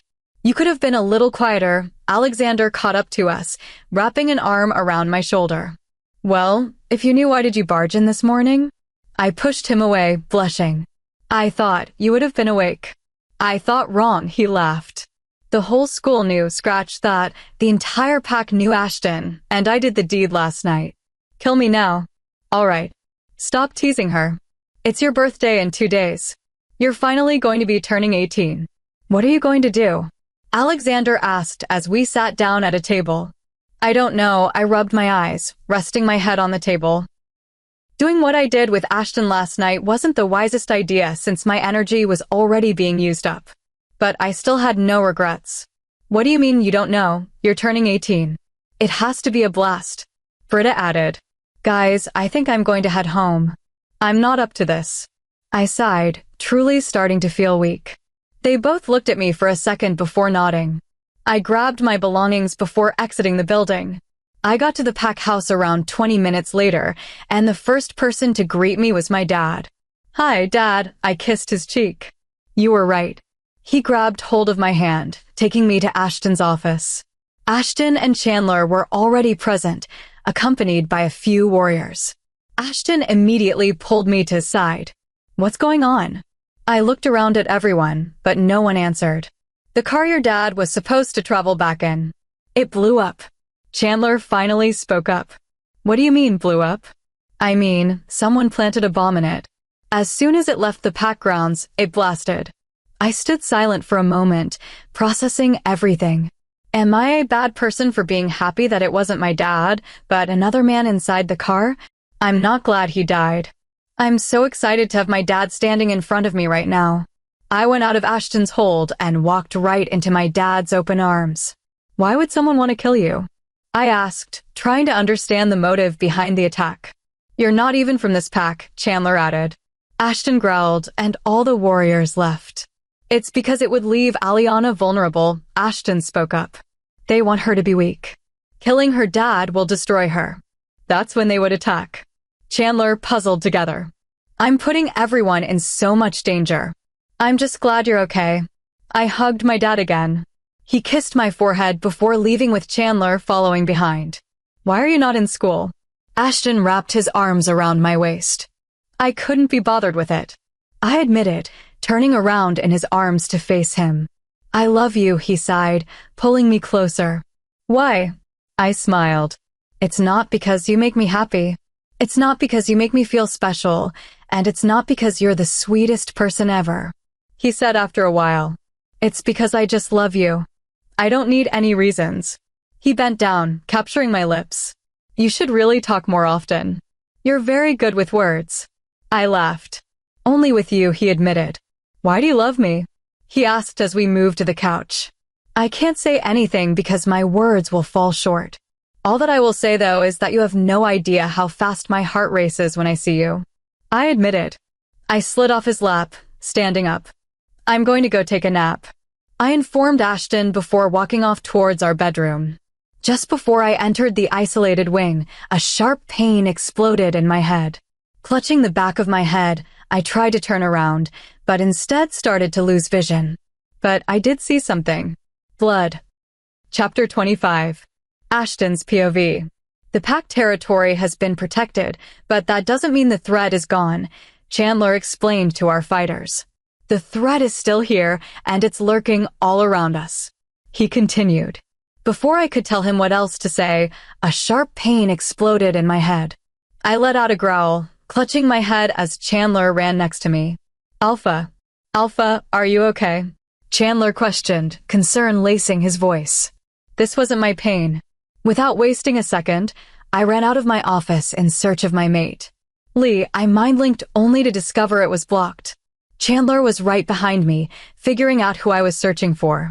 Aliana, he yelled from behind me. That's when the smell hit me. Blood. Her blood.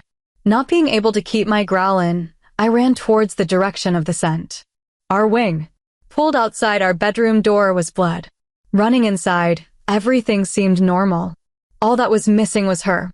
My claws had elongated, and my fangs were out. I gripped my hair, pulling at it, angry at myself more than anything. Looking at myself in the reflection, I couldn't help but hate myself even more. Unable to stand it, I did the only thing I could. I broke it. Find her, I gritted out to Chandler. Running back down to the office, I mind-linked all the pack warriors and members who were eligible to fight. It was all fucking planned. I started looking at Chandler. The wall. They wanted to take down the wall, and they fucking did. I picked up a vase, throwing it across the room, barely missing a few members. A war in anger is never won, Chandler explained, and I knew he was right. Lead was all I said. Chandler got straight to it, trying to figure out what exactly happened. We all knew who the mastermind was, but we had no idea who the mole of the pack was. I'm going to kill that bastard. I promised myself to break my desk in half. Everyone in the room took a step back, eyes not leaving the ground. And I promise, if you don't, I fucking will, Chandler confirmed. Before he could say anything else, the door flew open. Where is she? Alexander asked. Where the fuck is she, and why is there a pile of her blood outside your door? Alexander walked up to Chandler, demanding answers. We don't know, Chandler answered, embarrassed. I can't believe this. It was my fucking job to protect, and I bloody failed. He yanked at his hair. No, it wasn't, pup. It was mine. I growled. Right now, all I'm thinking about is Aliana. I haven't got time to think about her bodyguard. Chandler discreetly shook his head at Alexander, stopping whatever he was going to say. He listened. Wise boy. My rage was sky-high, and I knew my eyes were bloodshot red. Before Chandler could proceed to make any further plans, my howl of pain stopped them. I gripped my side, grabbing onto the couch, tearing it in the process. Alexander and Chandler immediately ran to my side. They were hurting her. Gather the pack members. Each and every fucking one of them. I gritted my teeth, standing up again. Everyone nodded before leaving, excluding Chandler. Why the pack members? There is no way in hell the person will come forward to confess, so the only way is to find them ourselves. I'm mind-linked, not wanting to talk anymore. We have hundreds of members. How are we going to get through them all? We don't have time, he explained. The human part of a wolf may deceive his pack, but a wolf will never, was all I said before exiting the thrashed room. Within 15 minutes, everyone had gathered. The ground fell into a deadly hush, and all that was heard was the wind screaming. Shift, I commanded everyone once I got up on stage with Chandler by my side. They immediately did as told. They all had their heads bowed in submission with their tails tucked between their legs. I nodded at Chandler, permitting him to explain the situation to the members. Howls shot out from the wolves before everyone hushed again. We have a mole in this pack who is helping our enemies. Snarls and growls filled the air, only silencing when I growled back. Everyone bowed in submission again. By betraying this pack, you not only betrayed yourself but also the moon goddess. Step forward if you are a participant in the Luna's kidnapping, I demanded in my alpha voice. 3 howls were immediately heard. Step forward, I growled, trying hard to control my anger. 3 young wolves stepped forward. Everyone go change, Chandler demanded, and everyone shot off. The 3 boys shifted, standing naked in front of me. There were 3 omegas from the pack. Why? Chandler asked once everyone had left. When none of them replied, Chandler stepped forward, getting hold of one's throat. Why? He asked again. We were promised better positions in their pack. The mutt choked. Where is she? He continued asking. He knew if I got my claws on them, they wouldn't live to tell. The abandoned sugar mill. Another boy answered. All yours, Chandler said before running off to gather fighters. The Spanish donkey was all I said before walking off in search of my mate. A mate that should have been by my side. I disappoint myself. Chapter 26. My head was pounding before I even opened my eyes. When I did, shapes and colors blurred around me. I squinted, and slowly things became clearer. I was in a strange room, chained against the wall. From a distance, I could hear faint whispers. A sharp pain exploded in my head, making me wince. I lifted my hand only to wince again when it burned. The silver was doing more damage than it should have, given my weakness. First, the wall had taken my energy, and then I was knocked out. I never used to worry about getting kidnapped because I thought they'd bring me back in less than an hour. Being me, they'd get tired. I was so wrong. Feeling breathless, I lay on the ground, resting my forehead on the cool tiles. I didn't know where I was or how long I'd been there. All I remember was walking to my room and then nothing. Did Ashton know where I am? Before I could get carried away in my thoughts, the door flew open. "Oh, doesn't she look beautiful?" a guy laughed. I looked like a mess, my clothes were torn, and my hair was knotted. "I know another way she'll look even better," another added with a smirk. Before the first guy could respond, a new voice joined the conversation. "Not yet. I have a few questions for her first." I could easily recognize this voice. Alpha.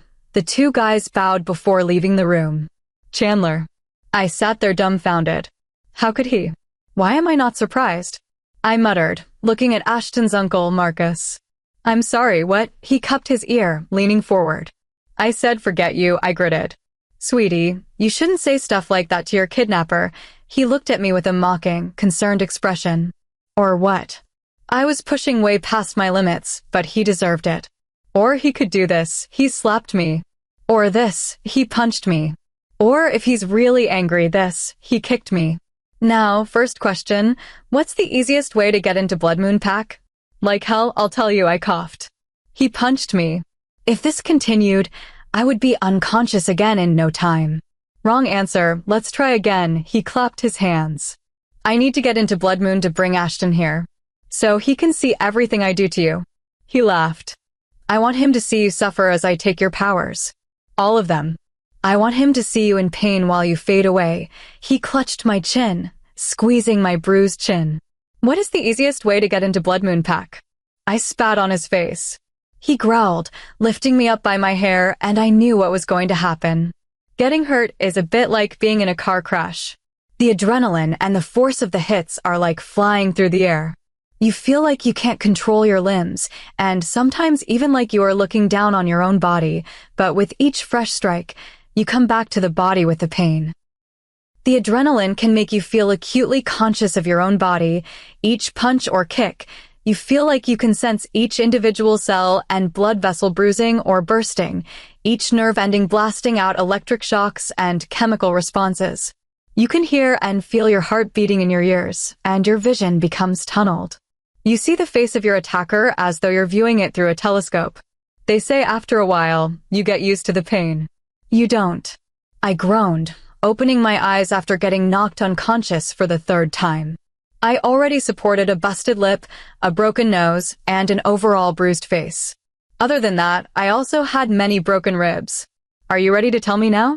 I looked at the bastard in front of me with blurry vision. My wrists and ankles were completely burnt due to the silver, and my wolf was growing weaker and weaker with each passing second. I just laughed. If that's what you can call it. It was more like wheezing. He slapped me. Guess not. He turned to his members. Guess we'll have to do this without him. He smiled, turning back towards me. Now, I've heard the only way to gain your powers is by killing you and blending my blood with yours. Is that true? He grabbed my chin and made me face him. I didn't reply. I'm going to say it is. He pushed me back. Alpha, may I speak? A guy asked from a distance. You may. Marcus turned around, facing him. I know a way you can make Ashton suffer without him being here. My vision was growing blurrier, and I was fighting to stay conscious. Well, what is it? Spit it out. Marcus asked eagerly. A mate consents when his mate is touched physically. Marcus stopped him. My blood froze. I see where you're heading. I've seen you waiting for this. He laughed. He motioned for the three boys to step forward. They did. You can have your fun, but I have the right to go first. Marcus turned back around, stalking towards me while the men behind him discreetly high-fived each other. I crawled back as far as I could away from him until I hit the wall. Don't touch me, I gritted, using all the energy I had, tears burning my eyes. You know I can't do that, honey. He gripped my hair, pulling me forward, making my scalp burn. He moved my hair away from my neck and looked down at my mark. I don't think we need this. Within a second, his claws elongated and dug into my mark. I let out a gut-wrenching scream, trying to get out of his hold. I wouldn't do that. You'll just do more damage. He removed his claws before licking them. Sweet, he commented, making me want to throw up. You're disgusting, I said breathlessly. He hummed, pulling me forward again. Now, where was I?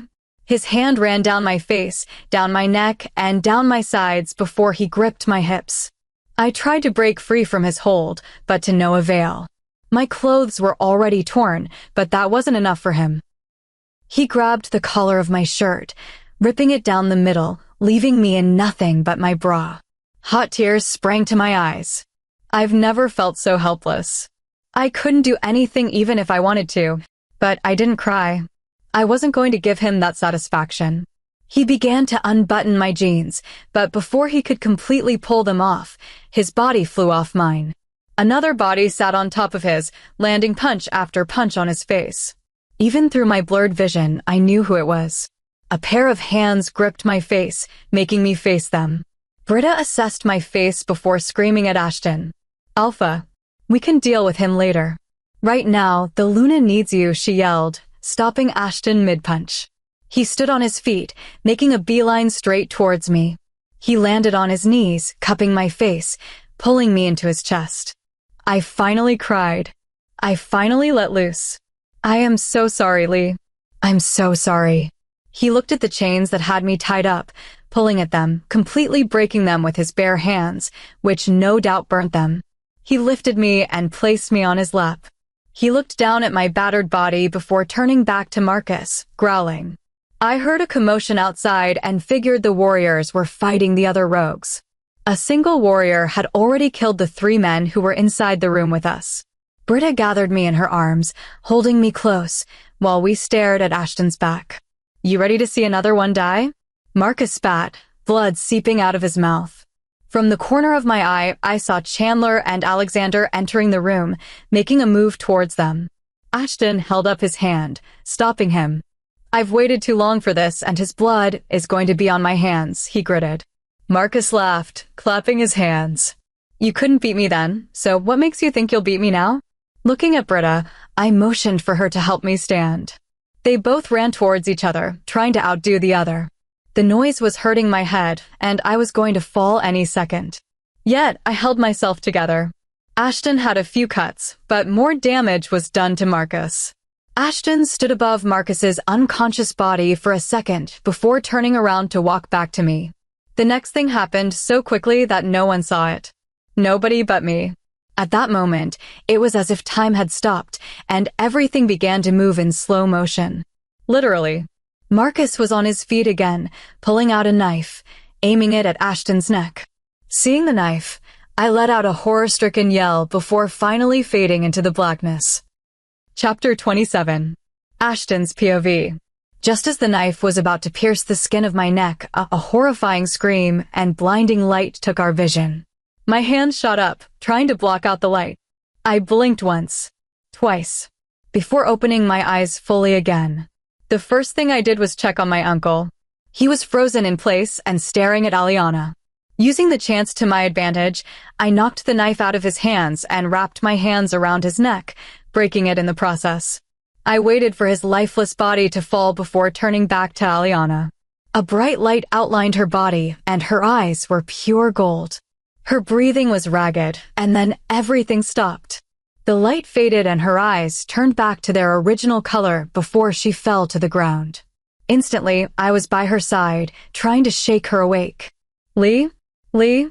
I shook her as the fear started to creep in. I couldn't feel her wolf. I quickly picked her up bridal style before running off towards the car. I knew when we found Aliana, she wouldn't be in the state to shift, so I brought a car along with me. I got her seated, strapping her in before racing to the pack house. As soon as we got there, I immediately ran her to the hospital wing, yelling at each and every doctor. Within 2 minutes, she was placed on the bed, and the doctors had already begun examining her. I clenched and unclenched my fists, trying to control my anger. This was all my fault. I should have been with her. I closed my eyes, sighing deeply, before walking back into the room. Alpha. The Luna is safe, but she needs time to recover. By time, I mean a few days, the doctor informed. What was the glow? I asked. It was something I had never witnessed before. It was the revival of her wolf. Her wolf was dying, but when she saw her mate in danger, it brought her back. I nodded and gave him permission to leave. He left me with my thoughts and left the room. Most of my wounds had healed already, but Aliana still had bruises covering her entire face and body. I walked over to her, clasping her hand in mine, absorbing her pain. It was a trait only an alpha had. Finally, I sat down next to the bed, never letting go of her hand. I don't know how many hours I sat there staring at the bruises on Aliana's face before Chandler interrupted me. How are you? I just shrugged. You want something to eat? I'm fine. Call me if you do, he said with that, and then he left the room again, knowing I didn't want any company. Sighing, I got up, walking around the room to pass the time. From that day on, I did everything in that hospital room. Sleep, eat, and pack work. Days passed, but there was still no sign of waking up from Aliana. I missed her so much. She's my everything. She was my first kiss. My first love.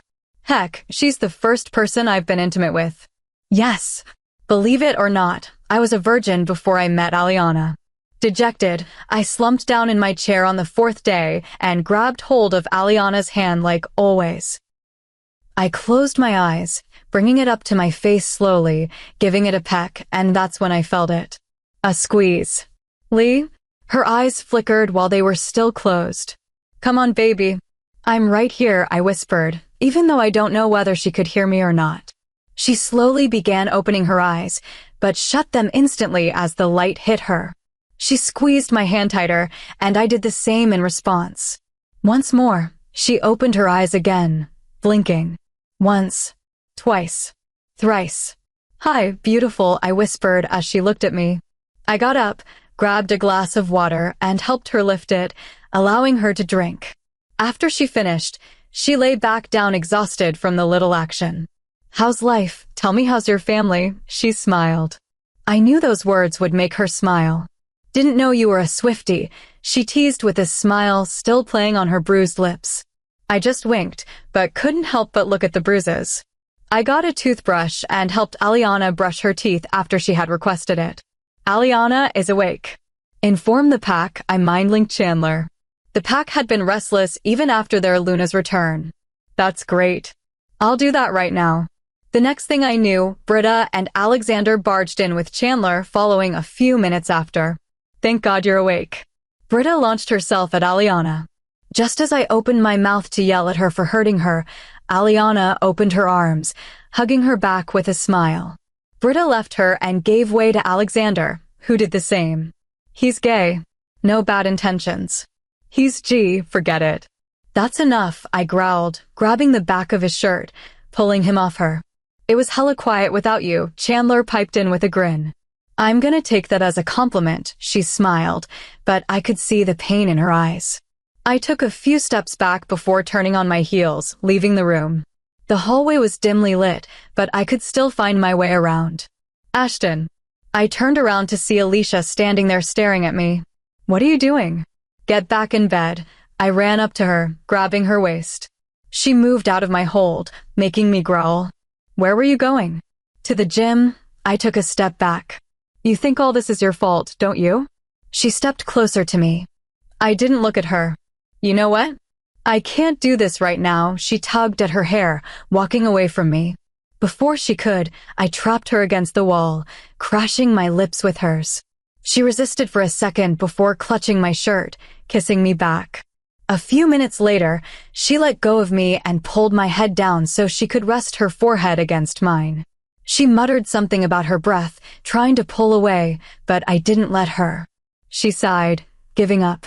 Don't you dare think that, she threatened. I just nodded anyway. I couldn't leave her even if I wanted to. I loved her too damn much. Chapter 28. Aliana's POV. Are you sure I look okay? You look beautiful, Britt. You always do. I replied to an anxious Britta. Nearly a year had passed since the incident, and everything finally began to look up again. We had graduated from high school, and Ashton and I were in a relationship that was blooming better than ever. Even Chandler found his mate in a nearby pack, a girl called Charles. All I can say is that they're both extremely happy, and that makes me happy. Apart from that, Britta also found her mate, Rylan. He's the beta of the same pack Charles was from. What a coincidence. Well, then let's go. Britta linked her arm around mine as we made our way downstairs. Chandler stood at the bottom of the stairs with Britta's bags, along with Charles. Ashton stood across the room with Rylan. Britta clutched onto my arm harder, and I just squeezed hers back in reassurance. As soon as Ashton looked up, he sent a small smile in my direction, and I returned it. Constantly, I can't help but think about how lucky I am to have Ashton. Not only that, but I am lucky enough to see the side of him that nobody else will ever see. I let out a sigh of appreciation, leading Britta down the final step. Britta was about to leave our pack to join her mate. It was a bittersweet moment. Chandler walked up to Britta, engulfing her in a hug. Letting them have their moment, I walked over to Ashton, who instantly wrapped his arms around my waist. I never really liked you anyway, he ruffled her hair. He released her, turning around. And Mum always liked me more. He flipped his imaginary hair over his shoulder. I highly doubt that, she scoffed. She punched him in the shoulder, giving him another hug before moving on to Charles. We haven't had much time together, but I'm sure we'll be the best of friends. She laughed before moving on to Ashton and me. She stood in front of the two of us, resting her hands on her hips. I hope I get an invite through the post soon. I scrunched my eyebrows at her, and so did Ashton. An invite for what? I asked, and she just laughed. Your wedding. Duh. When are you guys planning on officially getting married? Rylan asked, and I just smiled, turning to him. Well, it's going to have to be soon. Since, well, he's going to be the father of my child, I smiled cheekily. Say what now? Britta choked. Are you serious? Chandler ran towards me. I held my breath and turned to Ashton, who just stood frozen in his position, staring at me. I'm pregnant. I had found out a few weeks ago, but didn't know how to tell Ashton. All I knew was that I wanted it to be a surprise. I bit my lip waiting for his reaction. You have to be kidding me. My head flew in the direction of the door where Alexander stood with his mouth wide open. Why am I finding out just now? We're supposed to have that best friend moment, he moaned, marching his way over to me. He engulfed me in a hug once he got to me. I'm so happy for you. Congratulations. Alexander had left for our old pack once I was back up again. He had to go one day, and we all knew it was inevitable. But that doesn't mean we didn't visit each other. In fact, Ashton and Alpha Burton had decided to join the packs very soon, which was terrific. Everyone came up to me one by one to congratulate me, everyone except Ashton. I turned to him, and he was still standing in the same position. As soon as our eyes met, he grabbed my wrist, dragging me away from everyone. As soon as we were away from everyone's sight, Ashton grabbed my other wrist, pinning them against the wall, attacking my lips with his own. Can I do it? Do what? I rested my forehead against his, waiting for his reply. Can I be a father? Will I be able to protect them? I'm not perfect enough to be a father. He wrapped his arm around my waist, pulling me closer, resting his head in the crook of my neck. I wound my arm around his neck, resting my hand in his hair. There's one thing you don't understand. Fathering is not something perfect men do, but something that perfects the man. And I don't think you're going to be a father because anyone can be a father. You're going to be a dad because it takes someone special to be a dad. And there's no one more special than you. I stood on my toes, pecking his nose. You make me complete. He whispered, looking down at me. You make me smile when I have no reason to. When everything in my life is going wrong, I call you and you make everything better. I love you so much, and I didn't even know what love meant before I met you. He continued. I was so deeply in love with the man standing in front of me, and he didn't even know half of it. I love you too. I am who I am because of you. You are every reason, every hope, and every dream I have ever had, and no matter what happens to us in the future, every day we are together is the greatest day of my life. I will always be yours. I promise to try to keep myself from crying. As I'll always be yours, he replied, capturing my lips again. I am his and he is mine. We are one. And I wouldn't have it any other way. Epilogue. Much of the pain in life comes from having a life plan that you've fallen in love with, and when it doesn't work out, you become angry that you now have to pursue a new life plan. But what I've learned is that if you want to tame your inner demons, you must not become attached to any life plan and remain open to the possibility of an even better, happier life plan. Life is a succession of lessons which must be lived to be understood. I live and I know. Over a year ago, I was sitting in my very own pack, happily enjoying life with my best friend. Now I'm about to become a mother. A year ago, I would never have predicted that my life would be the way it is now. I never thought I would have a mate who would treat me like a queen and change my surname. I never predicted I would get new family members in the form of friends. I never expected that I would become the Luna of a pack that would love and cherish me, and I never predicted that I would be a mother. Throughout my life, I have fallen. I have risen. I have made mistakes. I have lived and I have learned. I've been hurt, but I'm alive. I'm human, mostly, and I'm not perfect, but I'm thankful for all the chances life threw in my face. I have always been the one running after approval from everyone. But now I don't chase people anymore. I've learned that I'm here and I'm important. I'm not going to run after people anymore to prove that I matter. But the primary key behind my happiness is love. Being in love. I've always wanted to find my Prince Charming ever since I was a little girl. I've always pictured that special someone. As I grew older, that picture began to lose its color due to the influence of societal norms. I soon forgot about love altogether. That's until I met Ashton. Love is like a lost object. If you search too hard, you'll never find it. However, if you momentarily forget about it, it'll show up most unexpectedly. Ashton and I fell for each other without even knowing it. Our relationship has progressed to the point where we're now going to be parents. It was unplanned, but that doesn't mean unwanted or unloved. It just means life knew what we needed before we did. As much as you want to plan your life, it has a way of surprising you with unexpected things that will make you happier than initially planned. That's what you call the goddess's will. And I'm already in love with a child I have never met. You've just got to learn to love life. Being pregnant isn't easy in itself, and having a protective alpha mate watching over you 24/7 doesn't help either. Not only is it hard, but it's also embarrassing. Let me explain the one time I humiliated myself in front of Ashton. I was 8 months along, with a belly the size of a yoga ball. I went into the shop to get just some bread and a small package of chicken.